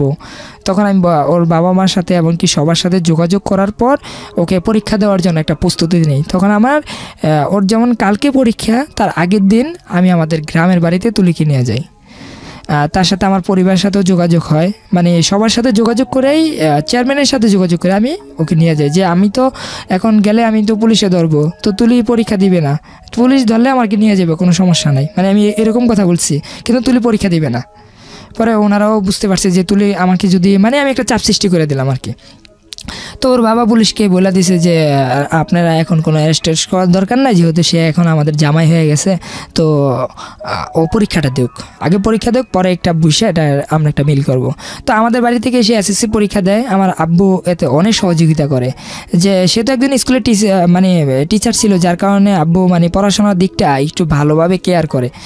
তো আব্বু ওখানে নেওয়ার পর যখন আমি বাড়িতে যাই, আমার পরিবার একে মাইনে নেয়, আমাকেও মানে। যখন এসএসসি পরীক্ষা দেওয়ার জন্য যাই, তখন তুলির বাবা মার মানে ওদের স্কুলের পাশেই তো মানে ওর পরীক্ষার হল পড়ছে, তো ওদের বাড়ির পাশ দিয়ে যাওয়ার পথে আমি বললাম যে ওর বইগুলো দিয়ে দেন। তার আগে আমি কিছু বই ওকে কিনে দিয়েছিলাম, ওগুলো পড়তেছে, পুরানো বই। তো ওর বইগুলা দেওয়ার জন্য ওর বাবা মার সাথে আমি ফোনে কথা বলে বললাম আপনি বাড়ির সামনে আসেন। তো ওর আব্বু আসে না, ওর আম্মা আসে, আইসা তুলির সাথে আমার সাথে দেখা করে কথা বলে। তো আমার যে একজন শাশুড়ির সামনে মানে যেতটুক মানে করা দরকার একজন জামাই, আমি ঠিক ততটুকুই করি রাস্তায়, মানে ওনাদের অতটুকু সম্মান করি। তারপরে এসএসসি পরীক্ষা শেষে ওর বোন যোগাযোগ করে, দেখে ওর ভাই স্কুলে ওই যে পরীক্ষার হলে কেন্দ্রের মধ্যে যায়, যাওয়ার পরে ওর সাথে দেখা করে, কিন্তু আমাদের বাড়ি থেকেই এসএসসি দেয়। এসএসসি দেওয়ার পরে আমি ঢাকা চলে আসি, ওকে নিয়ে শ্যামপুর মডেল স্কুল অ্যান্ড কলেজে ওকে এসএসসি দেওয়ার জন্য, এসএসসি শেষে ইন্টারে ভর্তি করাই। তো ও সায়েন্সের ছিল। তো ইন্টারভিউ যখন ভর্তি করে তখন আমি একটা সমস্যা পড়লাম, সেটা হলো যে আমার পরিবার বলতেছে যে তুমি তো সমস্ত টাকা পয়সা হয়তো পরিবার থেকেই নিতেছো, তুমি তো কোনো কাজ টাজ করো না, তো তখন তুমি নিজেও পরীক্ষা দিবা এবং কি তোমার বউকে তুমি পড়াইবে, এটা তো হয় না। এটা সমাজে একটা মানে কি মানে ছোটোখাটোভাবে এটা আস্তে আস্তে প্রচার হইতেছে আমার কাছে। তো আমার কাছে খুব কষ্ট লাগতো। তো একদিন তুলিকে আমি জিজ্ঞাসা করলাম যে দেখো হয়তো তুমি পড়ো না, আমি পড়ি, কারণ দুজনে পড়লে ভরণ পোষণ দিবে গে, আর কতদিন হয়তো আব্বু দিবে, আব্বুর অনেক টাকা আছে, থাকলেও কি মানে জীবন, মানে তুলিরটাও আমারই জীবন, মানে এরকম ভাবতাম। তো তুলির কথা মতনই আমি ওকে পড়াশোনা করার জন্য যখন ভর্তি করাই, তখন আমার পড়াশোনা আমি তখন ইন্টারে পরীক্ষা দিয়ে ফেলি। এই ঝামেলার মাঝখান দিয়ে আমি তখন ইন্টার পরীক্ষা দিই। পরীক্ষা দেওয়ার পরে আমার রেজাল্ট আসে ভালোই। তো পরে তুলি পড়াশোনার মাঝখানে তুলির পরিবারের সাথে মোটামুটি মিল, মানে আসা যাওয়া চলতেছে। তো এর মাঝে আসলে আমি তখন বুঝতাম না যে আসলে আমি বিয়ে কাকে বলে বা সংসার কাকে বলে, এগুলো কিচ্ছু বুঝতাম না। তো ঢাকা একটা বাসা ভাড়া নেওয়ার পরে আব্বু আমাকে টাকা নিয়ে মানে সমস্ত কিছু কিনা দেয়, মানে নিজের এক টাকাও নেই, কিন্তু সমস্ত বাবার টাকা, আব্বুর টাকা দিয়ে আমি ঘরে সব কিছু কেনার পরে আমাকে একটা ব্যবসা দেয়। ব্যবসাটা হলো যে তুই কী করবি আমাকে জিজ্ঞাসা করলো, তখন আমি কম্পিউটার সার্ভিসিংয়ের, টাইপিং, মোবাইল কম্পিউটার, তারপরে আপনার বিকাশ লোড, স্টেশনারি মালামাল একটা দোকান দিই। দোকানটার নাম থাকে মতলব টেলিকম। তো দোকানটা অ্যাডভান্স ছিল 3 লক্ষ টাকা, আর মোটামুটি মালামাল ফটোকপি মেশিন টেশিন কেনার পর ওগুলো আব্বু সমস্ত টাকা খরচ করে প্রায় 10 লক্ষ টাকা। তো দেওয়ার পর ওই দোকানটা আমি শ্যামপুর পোস্তগোলা বড়িতলায় আর কি, অনেক বন্ধুবান্ধব হয়তো ওখান থেকে আমাকে শুনতেছে যে তাদের সাথে অনেক দিন চলছি, মানে মনে পড়ে গেল আর কি। তো যাই হোক, ওখানে ইসমাইল ভাই নামে একজন আছে, ওনাকে খুবই মিস করি আমি, কথার ফাঁকে বলে ফেললাম। তো তুলি যখন ফার্স্ট ইয়ারে পড়ে শ্যামপুর মডেল স্কুল অ্যান্ড কলেজে, তখন আমাদের হঠাৎ করে তুলি মানে অসুস্থ হয়ে যায়, ওকে হসপিটাল নেওয়ার পরে জানতে পারি ও 4 মাসের অন্তঃসত্ত্বা। তো যেটা আমি আগেও বলছিলাম যে আমি কখনো বুঝতাম না বা ওইরকমভাবে, এখন যেটা বুঝি আর কি, তখন বুঝতাম না আসলে কীভাবে কি মানে বিষয়টা কীভাবে একজন সন্তান জন্ম হয় বা কীভাবে কী হয়, আমি তখন বুঝতে পারি না, যেটা একদম ক্লিয়ার। যখন হসপিটাল নেওয়ার পরে ও বললো যে আপনার ওয়াইফ তো এরকম, আসলে তেমন একটা সমস্যা না, তখন আমি প্রচুর কান্নাকাটি করি যে আসলে আমি তো এটা চাই নাই, আমি চাইছিলাম চাইছিলাম যে ওর একটা ইচ্ছে ছিল মেডিকেলে ডাক্তারি পড়বে। আমি চাইছিলাম যে ও ডাক্তারি পড়বে, আসলে আমরা বুঝতে পারি নাই, মনটা খুবই খারাপ লাগে। তো তুলি কী করলো, ওখান থেকে বললো আমার বাবা মাকে বিষয়টা জানাইলো ফোন দিয়ে। তো বাবা মা বললো এটা তো খুশির ব্যাপার, আচ্ছা সমস্যা নাই, এটা কোনোভাবে কোনো নষ্ট করা যাবে না, যা আছে ঠিক আছে তাই থাকবে। তো যাই হোক, ও ইন্টারের লাস্টের দিকে আমাদের সন্তান জন্ম হয় আপনার সিজারে যখন ছেলে হয় তখন 3 তারিখ আপনার মার্চের 2014 সালে আমাদের সন্তান জন্ম হয়। আর আমাদের বিয়ে হয় 2012 সালের 29 নভেম্বর আমাদের বিয়ে হয়। তো এর মাঝে যখন বাচ্চাটা মানে যে হসপিটালে হয় সেটা হলো জেনারেল হসপিটাল আপনার এলিফেন্ট রোড।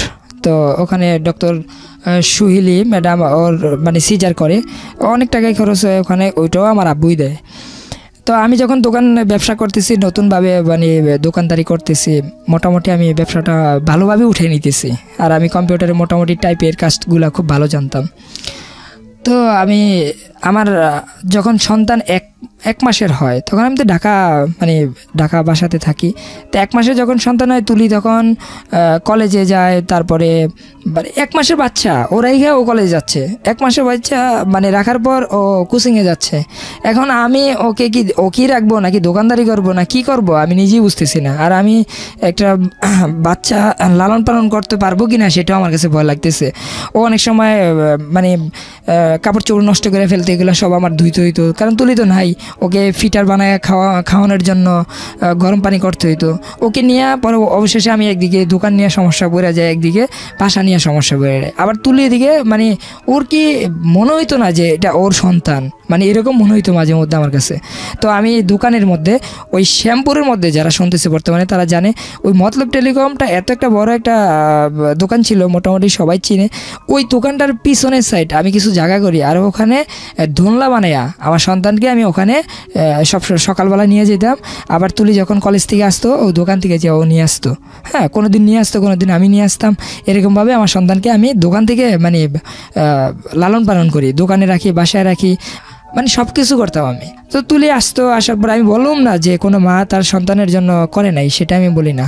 আমি বলতেছি যে করছে, যতটুকু পারছে ততটুকু করছে, কিন্তু ও সময় দিতে পারতো না, তবে আদর করতো, ও আদর করতো, আমিও করতাম। তো বেশিরভাগ আমার কাছেই ছিল। তো আমাদের সন্তান 1 মাসের যখন হয় তখন ওর মা ওনাদের নাতি দেখার জন্য আসছে। তা আমরা ইনভাইট করছি, আসছে, আমার বাবা মা বলছে ঠিক আছে আসেন। তো উনি অনেক দিন থাকার পরে তুলি মানে আমার সাথে ওর মায়ের সাথে একটা বিতর্ক হয়ে যায়। বিতর্ক বলে আমার মাও আসে, ওর মাও আসে, বলতেছে দেখেন আমার মেয়ে তো বয়স অল্প, আপনাদের ছেলের কাছে তো আসলে বিয়ে দিতাম না, এখন তো যাই বিয়ে হয়ে গেছে, সন্তান হয়ে গেছে, সবই বুঝলাম, এখন একটা কাজের লোক রাখেন যে কাজ করবে, আমার মেয়ে পারবে না কাজ করতে। তখন আমার আম্মু বললো সে এই ঘরের বউ, সে কাজ করতে হবে, আর যদি সে না পারে সেটা আমরা দেখব। হ্যাঁ আমাদের দেশে বাড়িঘর আছে, আমরা তো ওখানে রাখতেছি না, সে তাদের সুবিধার্থে পড়াশোনার জন্য এই যে সমস্ত টাকা পয়সা সব কিছুই তো আমরা দিতেছি, তো আপনাদের সমস্যা কোথায়? আমার আম্মু বললো যে আমরা কাজের লোক রাখবো কেন, মানে আমাদের তো এটা প্রশ্নই আসে না, ওদের সংসার সুখের জন্য ওরা যেভাবে খুশি এভাবে থাকতেছে, আমরা কেন রাখবো? আপনার যদি মন চায় আপনার মেয়ে কাজ করতে পারবে না তাহলে আপনি রেখে যান, কারণ সে তো আমাদের কোনো খেদমত করতেছে না, সে তার সন্তান এবং কি তার হাজব্যান্ডের জন্য করতেছে, তা আমরা কি করব? মানে এইভাবে কথা একটা বিতর্ক হয়ে যায়। তখন এক প্রকার আমার খুব মানে প্রচণ্ড মানে খারাপ লাগে যে আমার মাকে এইভাবে কথা বলতেছে, মানে উনি তো আসলে। তো তুলিকে আমি বললাম তুলি তোমার মায়ের কথাগুলো কি হয়, মানে এইভাবে যে আমার মাকে কথাগুলো বলতেছে। পরে ও আর মাকে বললো যে আপনারা আগেও এরকম করছেন, এখনও করতেছেন, আসলে আপনাদের জন্য কি সংসারটা টিকানো সম্ভব না মনে হয়, মানে এইভাবেই করতেছেন, আপনি ফার্স্ট আসলেন আমাদের বাসায়, আর আসার পরই এইভাবে ঝগড়া হইলো, এখন আপনার জামাইও তো মনে কষ্ট পাইছে, মানে এইভাবে বলতেছে। তো উনি কী করলো, উনি খুব বুদ্ধিমান ছিল আমার শাশুড়ি, সে কী করলো যে একটু হাসি খুশি দিয়া বললো যে আরে আমি এইভাবেই কথাগুলো বলছিলাম, একটা কাজ করেন আমাকে 1-2 লক্ষ টাকা ধার দিতে পারবেন, আমাদের একটা সমস্যা হয়েছে এই জন্য আসছি বিশেষ করে, মানে উনি প্রসঙ্গটা ওইভাবে নিয়ে গেল। তো আমার আম্মা বললো এটা আপনার জামাই আছে, জামাইকে না বলবেন, আপনার মেয়ে আছে, মেয়েকে বলেন, তারা যদি পারে দিবে, আর আমাদের কাছে চাইলে এটা আমার হাজব্যান্ডকে জানাবেন, জিশানের বাবাকে জানাবেন, এটা তো আমি কিছু করতে পারবো না। পরে আমার শ্বশুর ওই টাইমে ফোন দেয় বলতেছে যে বাবা আমার তো একটা সমস্যা, কিছু মানে এলাকায় কিছু পুকুর, মানে পুকুর উনি চাষ করতো এটা 2-3 বছরের জন্য। ওই পুকুরগুলা রাখার পরে আমার অনেক টাকা লস হয়ে যায়, এখন আমাদের মানে কিছু টাকা লাগবে। তো আমি জিজ্ঞাসা করলাম কত টাকা, তো উনি বললো যে বেশি না, আমার 1 লক্ষ টাকা হলেই মানে কাজটা সমাধান হবে। তা আমার আব্বু ওই টাকাটা ওদেরকে ধার দেয়। তো আমরা ভাবলাম যে না, টাকা টুকা ধার নিছে আর এরকম কিছু হবে না, মানে একটু হেলোমেলো চিন্তা ভাবনা আর কি। যখন আমার সন্তানটা আস্তে আস্তে বড় হয়, মানে 1 মাসের হয়, আমি 1 মাসের দিকটাই আমি বলি, তো আমি যখন গ্রামে চলে যাই, তো আমার ছোট ভাই তখন ঢাকাতে থাকে। ঢাকাতে ওকে নিয়ে আসি ক্লাস, ছোটো ভাইয়ের নাম সজল। তো সজল ক্লাস 7 এসে ঢাকাতে শ্যামপুর মডেল স্কুল অ্যান্ড কলেজে ভর্তি হয় আর কি। তো ওখানে যখন ও ভর্তি হয় তখন ও শুধু ঢাকা থাকতো, মানে আমাদের ফ্ল্যাটে 2 রুম ছিল, আমার ছোটো ভাই 1 রুমে ঘুমাইতো, মাঝে মধ্যে বাবা মা আসতো, আর আমরা 1 রুমে ছিলাম। তো একদিন সকাল ভোর আমার আম্মু, যখন আমি এখানে আরেকটা কথা ভাই, যে কিভাবে ভাই মানে বিষয়টা এরকম, আমি বাচ্চাটাকে মানে লালন পালন করতে করতে আমার দোকানে ক্ষতি হয়ে যায়। তখন আমি কী করব, আমার আম্মুকে বিষয়টা বললাম, তো আম্মু ঢাকা চলে আসে যে ঠিক আছে তোর আব্বু তো বাইরেই, তা আমি আর বাড়িতে থেকে কী লাভ, বাচ্চা ছোটো ভাই তো ঢাকা চলে গেছে, তোর সাথেই থাকে, ঠিক আছে আমি আসতেছি। তো আমার আম্মু আসে, আসার পরে এই সমস্ত অবদান আমি দেখছি যে একটা সন্তান কীভাবে মানুষ করতে হয়, সেটা আমার মায়ের কাছে আমি দেখছি। তো আমার মা ওকে অনেক লালন পালন করে, গোসল করাইতো, সব কিছু করতো। আর তুলির পড়াশোনা নিয়ে খুব ব্যস্ত, আর আমি দোকান নিয়ে ব্যস্ত। একদিন আমি যখন গ্রামে চলে যাই, গ্রামে যাওয়ার পর আমি আমার আম্মু দেশে চলে যাই, আর আমার ছোটো ভাই আর তুলি ঢাকা থাকে। তখন সন্তানটার বয়স পুরা ফুল 1 মাস। তো তখন ওর সাথে আমার কথা হইলো যে তোমার আব্বুকে বাজারে দেখছিলাম, সে বললো যে কোথায় যাও, তাই আমি বললাম আমার বোনেদের বাসায় তরমুজ দেবো, তো সেই জন্য গ্রামে আসছি। তারা বললো যে তা আমাদের বাসায় তরমুজ দেওয়া যাও। তা আমি কী করলাম, ওখান থেকে তরমুজ কিনা মানে আমার শ্বশুরের হাতে ধরাই দিলাম যে আপনি নিয়ে যান। তো আমি তুলিকে বিষয়টা এইভাবে বলছি খোলামেলা, দেখো মানুষের শ্বশুরবাড়ি থেকে তরমুজ আনে আর আজকে আমার দিতে হয়, যাই হোক তোমাকে ভালোবাসি বিদায়। তো আমার আম্মুর কাছে ফোন দিয়ে একটু যোগাযোগ নিও, কেমন আছে কি বিষয়। তখন ফুট করে মানে কোনো কথা নাই বাড়তি নাই, সে বলতেছে তোমার মাকে আমি তো চিনি না, আমি তো তাদের সাথে কোনো মানে কথা বলার কোনো ওই নেই, আমি তোমাকে বিয়ে করছি, আমি তোমাকে চিনি, কে তোমার মা আর কে তোমার বাবা সেগুলো আমার জানার বিষয় না। মানে আমি মনে হয় যে আসমান থেকে বললাম মানে এই বিষয়টা কি। পরে ওর সাথে আমার খুব বিরক্ত লাগে। পরে আমি বললাম তুমি কি ভুলে গেছো যে তুমি আমার সাথে সেই প্রথম রাত্রে বলছিলা যে তুমি পড়াশোনা করবা, আর আমার বাবা মার মনে কষ্ট দিলে বা আমাদের সংসারে ঝামেলা হলে তোমার পড়াশোনাটা বন্ধ হয়ে যাব। এখন কি তুমি এটাই চাও, তুমি তো মেডিকেল পড়বা, তো তোমার কি কোনো কমন সেন্স বলতে কিছু নাই। পরে সে বললো যে না আমি তোমাকে চিনি, কোনো ইসলামের শরিয়াতে মানে আমাকে বুঝাইতেছে যে কোনো শ্বশুর খেদমত করার কোনো বউর কোনো এখতিয়ার নাই। তাই আমি বললাম ভাই পার্সোনাল ব্যাপারও তো থাকতে পারে, মানে মানুষের মন মানসিকতাও তো চেঞ্জ হতে পারে, মানবিক দিক থেকেও তো মানুষ দেখতে পারে, আর আমি তো তারই সন্তান। তো এইভাবে অনেক কথা কাটাকাটি হয়। সকাল ভোর আমার ছোটো ভাই ফোন দিয়ে বললো যে ভাইয়া বাসায় দরজা খোলা, সকাল 6টার দিকে ভাবিও নাই বাবুও নাই, ওকে খুঁজে পেতেছি না। তখন ওর আব্বুকে আমি ফোন দিলাম যে কোথায়, তুলি তো হয়তো আমার সাথে একটু রাগ করছে, ওর সাথে গতকালকে আমার অনেক কথা কাটাকাটি হয়েছে, তুলি আপনাদের বাসায় গেছে। ওর আব্বু বললো যে 24 ঘন্টার মধ্যে আমার মেয়েকে বাইর করে দিবা, মানে তুই তাই করা যত গালাগালি বাড়ে সব করতেছে। আমি তো মানে কি করব কিছু বুঝতেছি না। তো আম্মুকে বিষয়টা জানাইলাম। পরে আম্মু বললো যে ঠিক আছে আমি আমার ভাইয়ের সাথে কথা বলি। তো আম্মু বললো যে দেখেন ওরা কথা বলছে একটা ছোট্টখাটো বিষয় নিয়ে, জিশানের কাছ থেকে শুনলাম, আমি কিন্তু বলি নাই যে আমার কাছে ফোন দেওয়ার জন্য। আর আপনার মেয়ে যে এই যে আসছে, সে তো গ্রামে কোনো দিন আসেই না, যদিও আসে 2-3 দিন বেড়ায় চলে যায়, থাকে তো ঢাকা দিয়ে, ওর পড়াশোনা নিয়ে ব্যস্ত, নাতিটাও আমার দেখতে হয়, সবই দেখতে হয়। এখন কী নিয়ে কথা কাটাকাটি হয়েছে জানি না, মেয়েটা কোথায় আছে একটু বলেন, আমাদের সান্ত্বনা দেন। একটা 1 মাসের বাচ্চা একটা দুর্ঘটনা হয়ে গেলে পরে বলেই না। পরে ওই যে ওদের এলাকায় কিছু সহযোগিতা লোক যারা আমাকে প্রথম সহযোগিতা করছিল, তারা আমাকে খবর দিল যে তুলি একটা মাইক্রো কারে দিয়ে সকাল 8:30টার দিকে ওদের বাসায় ঢুকছে, এটা অনেকেই দেখছে। পরে আমরা শিওর এলাম। শিওরার পরে আমার পরিবার, আমার এক ছোটো বোনের হাজব্যান্ড কুয়েত থাকে, তো জামাল ভাই ওদের বাসায় যায়, মানে আমার দুলাভাই। যাওয়ার পরে বলতেছে ভাবি কী সমস্যাটা হয়েছিল যে আপনি চলে আসলেন, আপনাদের এত মানে কী ঝামেলা হলো, বাচ্চাটা নিয়ে চলে আসলেন।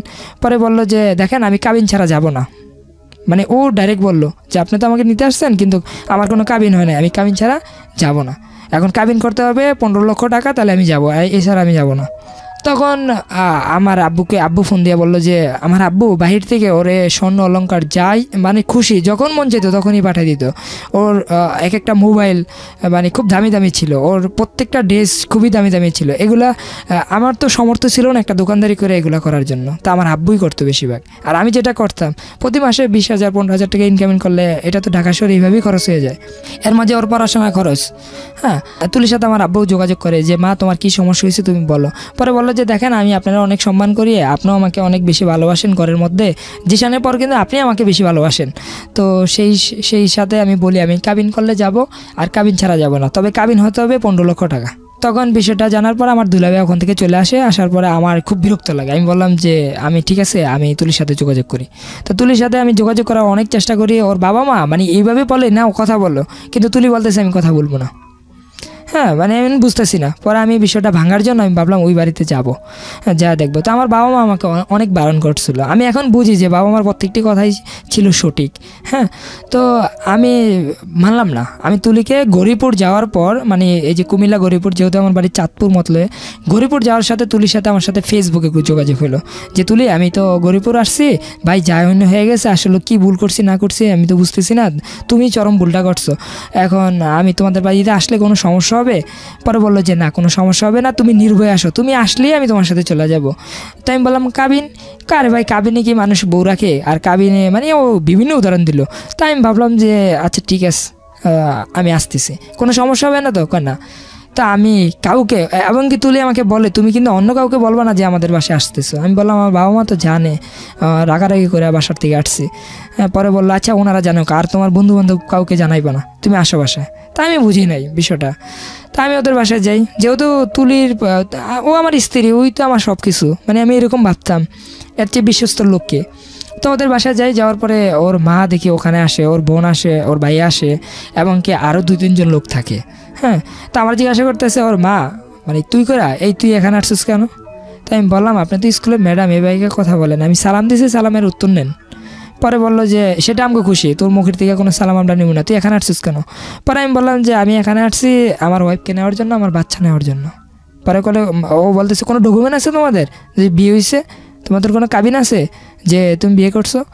পরে আমি বিষয়টা মানে চুপ হয়ে দাঁড়াইলাম যে দেখেন কাবিন আর মানে কাবিন তো অবশ্যই করতে হবে, হয়তো এতদিন বুঝতে পারি নাই যে আসলে বিষয়টা বুঝি নাই যে কাবিন করতে হয় বা কি বিষয়।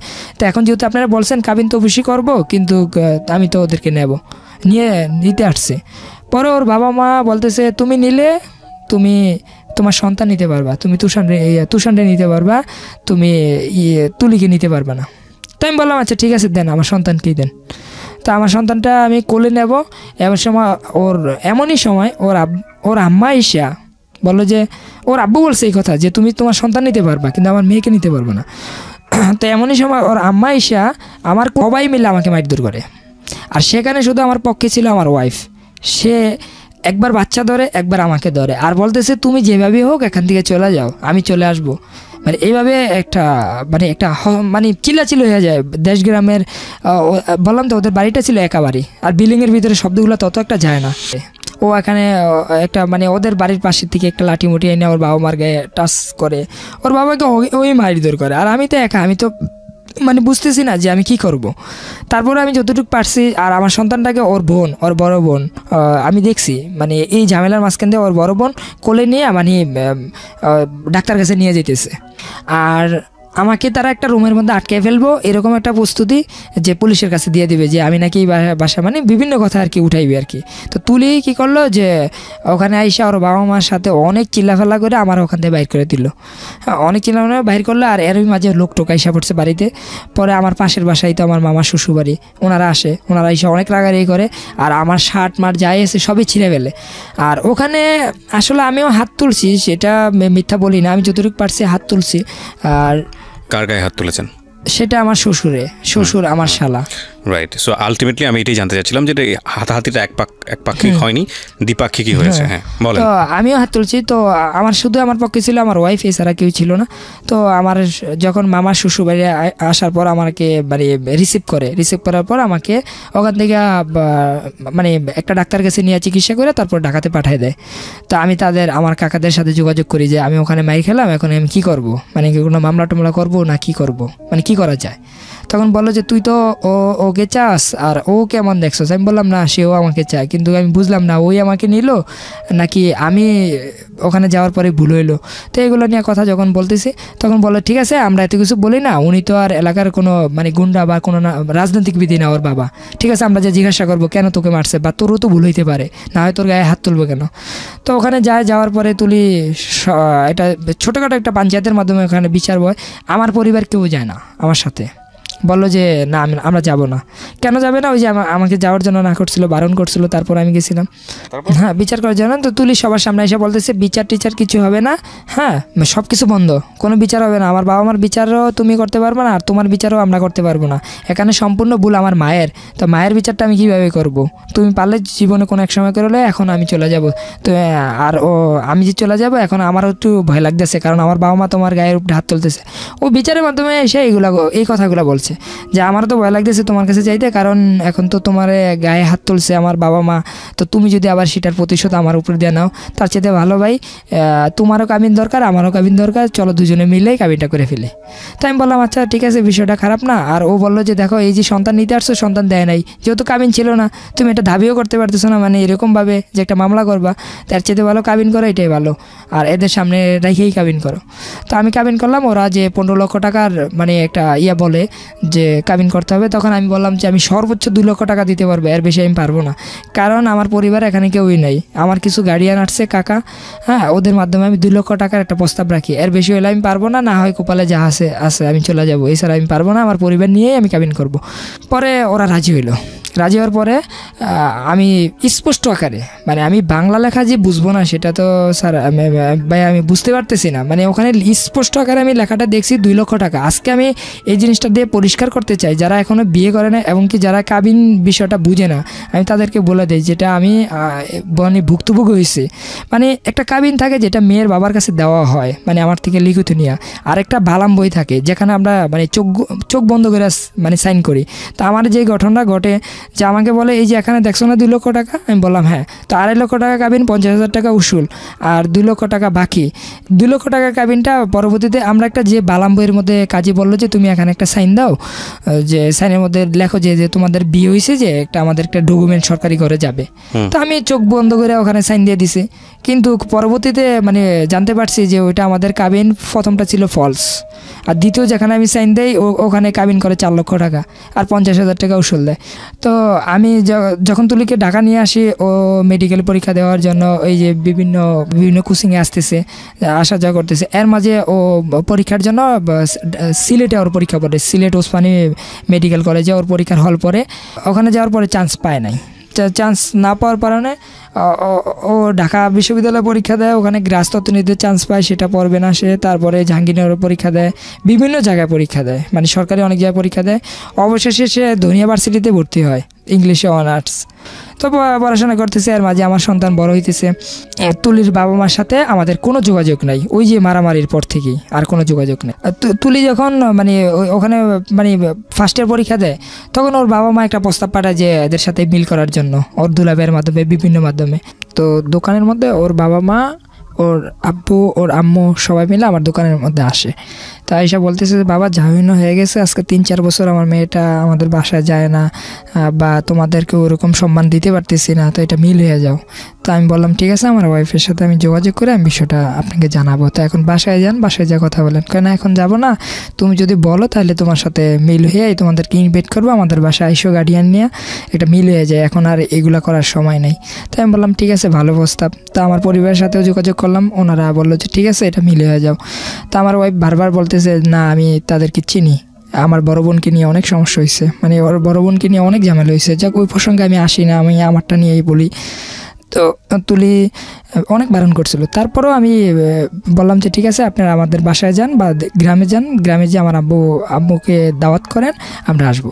তো ওর আম্মু আর হলো আমার ওর ছোটো ভাই ওখানে যায় আমাদের বাসায়, যা কিছু কেনাকাটা করে নিয়ে যায়, তারপরে বলে যে আপনাদের দাওয়াত করলাম, আপনারা আসেন আমাদের বাসায়। তো আমরা 20-25 জন লোক ওখানে যাই ওদের বাসায়, আমার বন্ধুবান্ধবকে নিয়ে যাই ঢাকার থেকে। তো সবারই খাবার দিছে, কিন্তু আমার খাবারের সময় ওদের খাবারটা শেষ হয়ে গেছে। আসলে আমি খাবার নিয়ে কথাটা বলতাম না এখানে, হয়তো অনেকে অনেক মানে ছোটো মনে করতে পারে আমাকে, কিন্তু বিষয়টা হলো সবার সামনে আমাকে অপমান করা হয়েছে আর কি।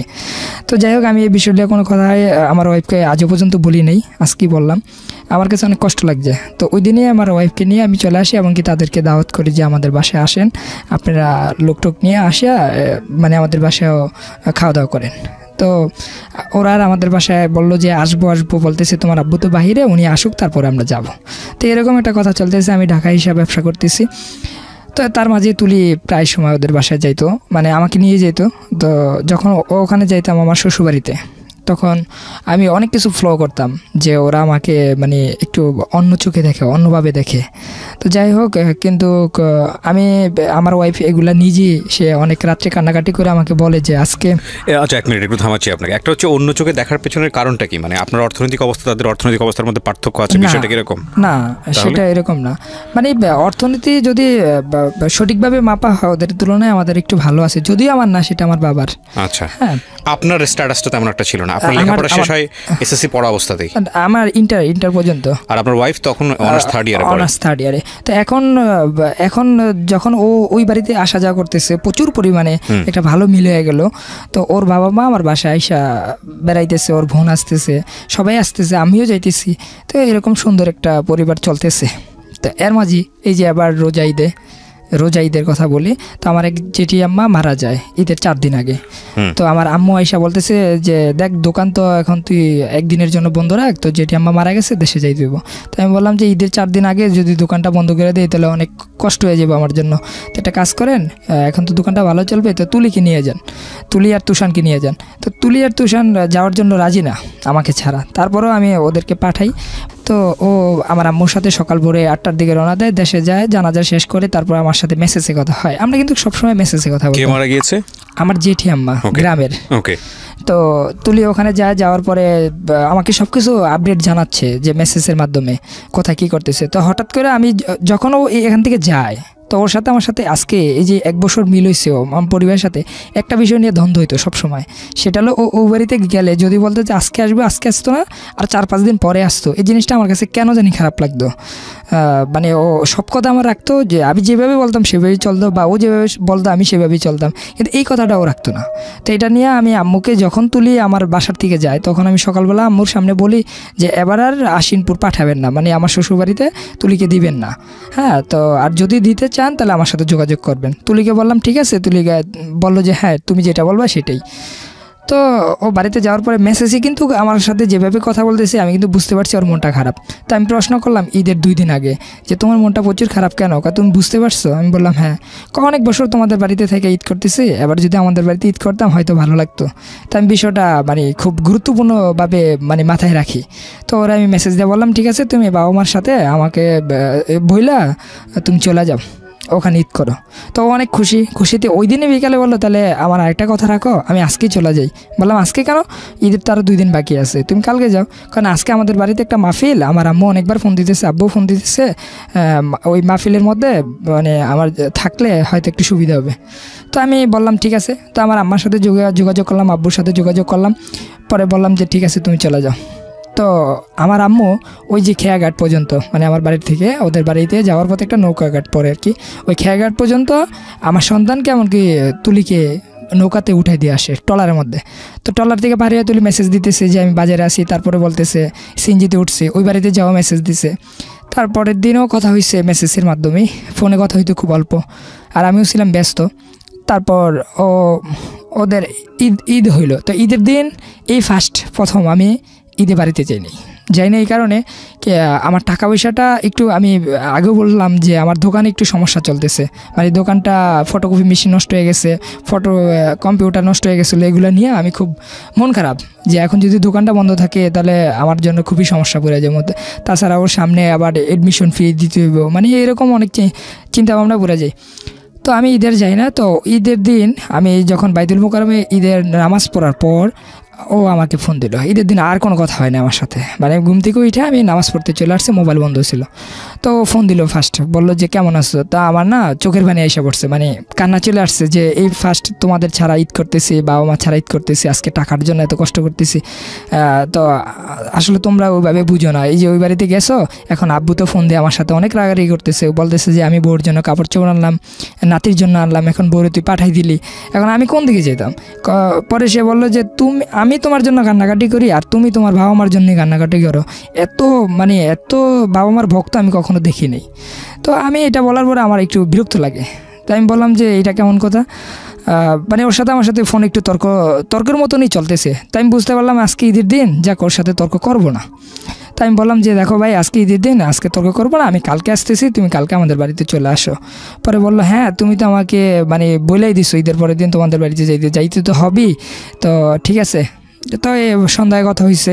পরে আমার মেসেজ দিয়ে বলতেছি দেখো কান্নাকাটি করো না, খাবার খাইছো কি না, তো অনেক কথা, মানে একজন স্বামী স্ত্রীর যা কথা থাকে আর কি। তো অনেক কিছু বলার পরে তারপরের দিন আমি ফোন দিয়ে বললাম যে আব্বু তো ফোন দিতেছে, আম্মাও ফোন দিতেছে, আমার ছোটো বোনরা বড় বোন আমাদের বাসায় আসছে এখন তুষানকে দেখার জন্য, সবাই মানে আবদার রাখতেছে, এখন তুমি চলে যাও তাড়াতাড়ি, আর আমি আজকে না পারলে কালকে চলে আসবো বাড়িতে। পরে এসে বলতেছে আচ্ছা ঠিক আছে। তো সকাল চলে গেল, দুপুর দিকে ফোন দিলাম রওনা দিছো, না রওনা দেয় নেই তো একটু পরে দেবো। তা আবার 2টার দিকে ফোন দিছি, তখন আমার ছেলে ফোনটা ধরলো। তো ফোন ধরার পরে সে বলতেছে বাবা আমরা তো আজকে আন্টিদের বাসায় যাব। কোথায়? হয় কোনো সমস্যা হয় না। রাত্রে 10টার দিক মানে ওর সাথে আমার সাথে কথা হয় যে ঠিক আছে তুমি কালকে চলে যাও। তো আমিও মাইনে নিলাম কালকে চলে যাব। রাত্রে 11টার দিকেও আমাকে একটা মেসেজ দেয় যে আমি যাব না। তাই আমি বললাম কেন, কী সমস্যা? পরে সে বলতেছে যে আমি যাব না, আমি সমস্যা আছে। পরে আমি বললাম কী সমস্যা? ও বলতেছে যে সমস্যা হলো এটাই যে তোমার বাবা মার কাছে যদি আমি যাই তখন আমার হয়তো ব্যক্তিগতভাবে তোমাকে চিরজীবনের জন্য হারাইতে হইব। তো এই মেসেজগুলো আমার কাছে আছে, মানে আমার কাছে খুব খারাপ লাগে যে মেসেজগুলো পড়ার পর।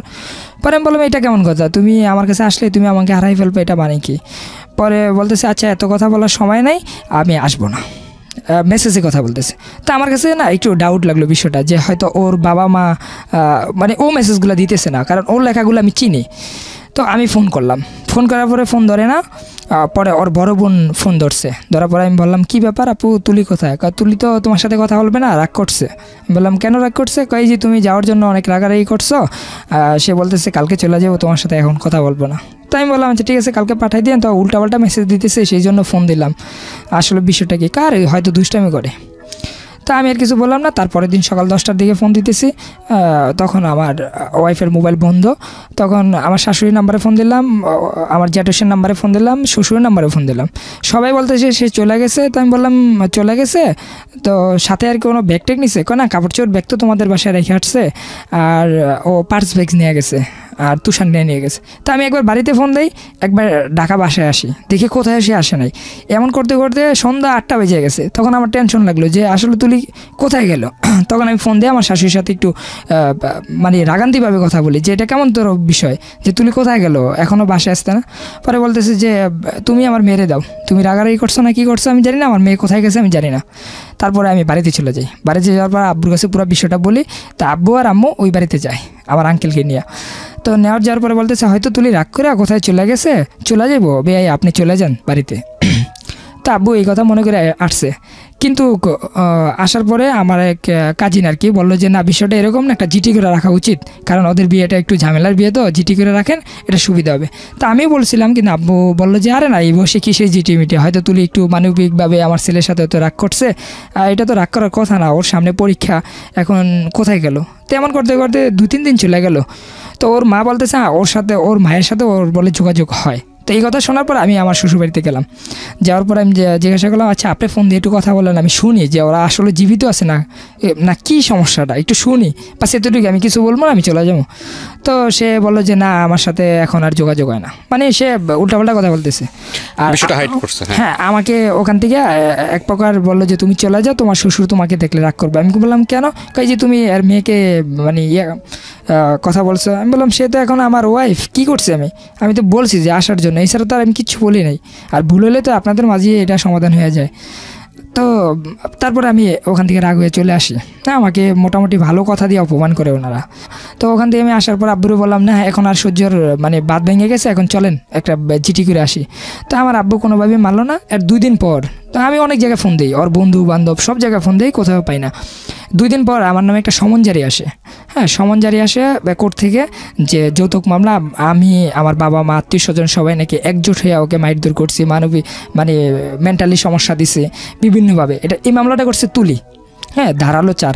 তো মামলাটা যখন করছে এটা মানে 1 মাসের টাইম নেয়, মানে আমাকে হাজিরা দেওয়ার আরও 1 মাস বাকি আছে, 24 তারিখ হাজিরা দেবে মানে দিতে হবে। তা আমি তখন বুঝার বাকি নাই, হয়তো তুলি করতেছে নাকি তুলির বাবা মা করতেছে। তা আমার একটাই ধারণা যে এটা তুলির বাবা মা করতেছে, মানে আমার মাথায় এটাই আসে। তারপর আমার বাবা মাকে ওরা ইনভাইট করে যে আপনারা বসেন, তুলি আমাদের আন্ডারই আছে, কোথায় যেখানেই আছে আসে, আপনারা বসেন। তারপরে বললো যে ও মামলা করে দিয়েছে, এখন আমরা বসবো কেন? বসার তো কোনো মানি হয় না, আপনার মামলা করার আগেই বলতেন। পরে বলতেছে না মামলা তো করছি জিশানকে বুঝানোর জন্য যে ও আর জিশান আর তুলি এখন আর মিল নাই, মানে তুলি জিশানকে এখন আর ভালোবাসে না, সেই জন্য মামলা করছি, মামলা উঠাই ফেলবো। এখন বসেন, বসে ডিভোর্সের টাকাটা দিয়ে যান, আর সন্তান 2 বছর পর নিয়ে যান। তো আমার আব্বু বললো ঠিক আছে, এটা ভালো একটা প্রস্তাব দিয়েছেন, সমস্যা নাই, আপনি একটা কাজ করেন তাহলে তুলিকে সামনে রাখেন, তুলি কথা বলবে, বাস আমরা মাইনে আসবো। হ্যাঁ ডিভোর্স হয়ে গেলে তো টাকা দিতেই হবে, মেয়ে যদি না থাকে আমরা তো জোর করে আনতে পারবো না। তবে ওর জন্য আমি অনেক কিছু করছি, সে আমার সামনে এসে বলুক যে আব্বু আমি আর আপনাদের বাসায় যাব না, বা আপনার ছেলের এই সমস্যা। তো সে যে আমাকেও লাগছে যে আমিও মারধর করছি। তো সে আমার সামনে আসুক, না সে সামনে আসবে না, সে দূরেই থাকবে, দূরে থেকে ডিভোর্স লেটার দিয়ে দেবে, আপনি শুধু কাগজটা নিয়ে যাবেন আর টাকাটা দিয়ে যাবেন। পরে বললো যে কাবিন কত হয়েছে? আব্বু জিজ্ঞাসা করলো, তখন বলো 3.5 লক্ষ টাকা। তখন তো আমি তো হতবাক যে আমি তো 2 লক্ষ টাকা করছি। পরবর্তীতে বুঝতে পারলাম যে আমার কাবিনটা ডুপ্লিকেট করা, যেভাবেই হোক তারা 3.5 লক্ষ টাকা করছে। তুলি যখন এখন আমি তুলিকে কোনোভাবেই খুঁজে পাইতেছি না। 24 তারিখে আমরা বসি হাজিরা দেওয়ার জন্য যাই। তো যাওয়ার পরে কোর্টে অনেক সাক্ষী ওনারা নেয় যে আমরা মারধর করছি, ওখানে বৈশা বিচার আচার করছি, এরকম অনেক কিছু লিখছে। তো যখন ম্যাজিস্ট্রেট ছিল মহিলা, তো উনি বলতেছে কী ব্যাপার তুমি কি আরে মারধর করো? আমি বললাম যে একটা ডকুমেন্ট দেখান আমাকে যে আমি ওকে মারধর করছি কিনা, শুধু একটা দেখান তাইলে হবে। পরে বললো যে আচ্ছা তোমার কোনো সাক্ষী আছে? কয় স্যার মারধর করে না তো, কিন্তু মেন্টালি সমস্যা দেয়, মানসিকভাবে সমস্যা দেয়, আমার পড়াশোনার সমস্যা হয়। পরে আমি বললাম পড়াশোনার সমস্যা হয় স্যার, আমি তো ক্লাস 10 থেকে অনার্স পর্যন্ত পড়াশোনা করাইতেছি, যদি সমস্যা দিতাম এতটুকু পড়লো কীভাবে? পরে ও বলতেছে না এগুলো সব আমার বাবার টাকা, ও কখনো টাকা দিত না, ওর বাবাও দিত না, মানে এখন ও সম্পূর্ণ বিপক্ষে কথা বলতেছে আমার। পরে আমি বললাম আচ্ছা ঠিক আছে তুলি, হয়তো এই জীবন হয়তো আমাদের 24 বছর, তোমার 21 বছর, এই বয়সে হয়তো তুমি এখন বুঝতেছো না বা আমাকে একটা হস্তনস্ত করতেছো, আমরা তো আসলে কেউই এই পৃথিবীতে বাঁচবো না, তা তোমার উপরে নির্ভরশীল করলাম, তাতে যদি আমার জেল হয় ফাঁসি হয় আমি সেটাই মানবো, এখন তুমি বলো যে আমার কী কী অপরাধ। তো বললো যে স্যার ও কোনো মারধর করে না, কিচ্ছু করে না, ও সব দিকেই ভালো, কিন্তু মানসিকভাবে আমাকে টেনশন দেয়।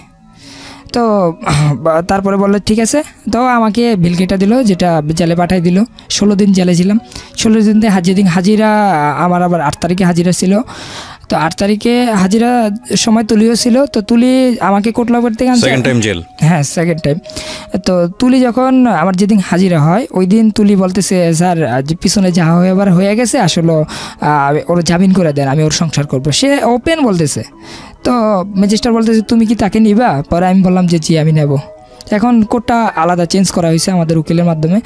পরে বললো আচ্ছা ঠিক আছে, তোমাদের 5 বছরের সন্তান আছে, সন্তানটার দিকে তাকাইয়া তোমরা সব কিছু মিল করে উকিলদের মাধ্যমে বসে এটা সমাধান করে ফেলো। তো তারপরে আমরা বললাম ঠিক আছে, আমার উকিল বললো ঠিক আছে। তো 2 উকিলের মাধ্যমে আমরা ওই বসার চেষ্টা করি, কিন্তু ওরা বসতে চায় না। তো বসতে তো চাই না। তারপরে আবার হাজিরার দিন যে আমরা বলি যে স্যার, মানে আমাদের উকিল বলতেছে যে আমরা বসার ট্রাই করছি কিন্তু ওরা আসে নাই, ওরা হাজিরা দিয়ে চলে গেছে, এখন আজকে কীভাবে বসা যায় বা কীভাবে সমাধান করে দেন এইটাই চাই। পরে বললো যে আজকে 3টা বাজে আপনারা 2 পক্ষ এই উকিলের মাধ্যমে বসবেন। তো বললো যে আচ্ছা ঠিক আছে। তো ওই দিন আমরা বসার পরে আমার ওয়াইফ নাই ওখানে, আর এই 4 মাস পর্যন্ত আমার সন্তানকে একবারও আমরা দেখি নাই। তো ওয়াইফ নাই। এখন আমার শ্বশুর বলতেছে, আমি আগেও যেটা বলছি এখনও সেটাই বলি, কাবিনের টাকা দিয়ে দেন আর তুলি আসবে না সামনে। তো আমার আব্বু বললো যে তুলি না আসলে আমি এটা কীভাবে সমাধান করবো, তুলি না আসলে তো এটা সমাধান হয় না। এখন বিয়ে করছে ছেলে, ওর সাথে কী সমস্যা হয়েছে না সমস্যা হয়েছে এগুলো তো আমরা শুনবো, শোনার পরে না একটা মানে ডিভোর্স কথাটা আসবে। আপনি যদি তার আগেই বলেন কীভাবে হলো, আর তুলি বলুক, তুলি তো এখনই বললো যে সংসার করবে, এখন তুলিকে আপনি কোথায় পাঠাই দিচ্ছেন আর আমার নাতিটা কোথায়? তখন বললো যে নাতি সময় মতন পাইবেন আর তুলি আসবে না। তো এই কথা বলছে আব্বুর সাথে, আমার সাথে, আমাদের পরিবারের সাথে, তাদের সাথে ওখানে বসে আর কোনো সমাধান হয় নাই। তো সমাধান হওয়ার পরে আমরা ওখান থেকে উঠে আসার পরে আমরা মানে ওখানে আবার একটা কথা বলে যে আমার শ্বশুর বলতেছে সন্তান ভরণ পোষণ কিন্তু ওরই দিতে হবে, তো সেই ক্ষেত্রে 2-3 হাজার টাকা করে প্রতি মাসে আমাকে দিবেন। তো আমাদের উকিল বলতেছে না, আমরা হাতে হাতে কোনো টাকা দেবো না, আমরা সরাসরি মানে কোর্টের মাধ্যমে এটা সমাধান করব। এই পর্যন্ত বইলা উঠা মানে ওখান থেকে উঠছে। এখন আমার হাজিরা 26 তারিখে, তো ওখানে গেলে মানে কি হবে সেটা এখনও বলতে পারতেছি না। তবে এর মাঝে আমি নিজে ব্যক্তিগতভাবে উকিলদের সাথে যোগাযোগ করার পর যে আমার সন্তানটা আমি কীভাবে দেখি, হোক ডিভোর্স অথবা যেটা মনে সেটাই হোক, কিন্তু আমি তুলিকে চাই। হ্যাঁ, আমি যদি তুলি না আসে আমার তো কিচ্ছু করার নাই, কিন্তু আমার সন্তানটা আমি কীভাবে দেখবো বা ওর সাথে কীভাবে যোগাযোগ করব। তখন সে বললো যে তুমি একটা মামলা করতে পারো তোমার সন্তান দেখার জন্য। তখন আমি সেটা করি যে আমার সন্তান দেখার জন্য আমি কিভাবে যা যা দরকার আর কি উকিলদের মাধ্যমে আমি একটা মামলা করি। তো ওই মামলাটা মানে উঠবে 26 তারিখে। তুলি যখন আসবে তুলিকে বলে দিব যে তোমার সন্তানকে নিয়ে তুমি কোর্টে আসো।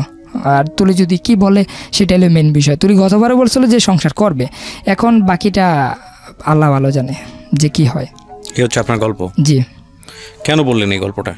এই গল্পটা শুধুমাত্র মানে বলার জন্য আসছে আমার সন্তান যখন বড় হবে, হ্যাঁ, সে যেমন এখন তো সবাই জানে যে আমি হয়তো ভুল করছি, অনেক ভুল করছি, হ্যাঁ, কিন্তু আমি কিন্তু আসলে ওরকমভাবে আমি চাই নাই যে একটা সংসার নষ্ট হয়ে যাক বা নষ্ট হওয়ার কোনো কাজগুলো আমার মনে হয় না যে আমি করছি। দেখেন, প্রথম কথা হচ্ছে কি, আপনাদের সংসার নষ্ট হোক এটা যদি আপনারা না চান, তাহলে এখানে বাকি যে বিষয়গুলো নিয়ে আপনি কথা বলেছেন সে বিষয়গুলো একেবারেই প্রয়োজন নাই, মানে মুখ্য না। প্রথম কথা হচ্ছে একটা আমাদের এই একটা বড় সমস্যা, যখন আমরা একমাত্র সিক্রেটস অনুষ্ঠানে এটা হয়, একটু ডিফারেন্ট টাইপ অফ স্টোরি, যখন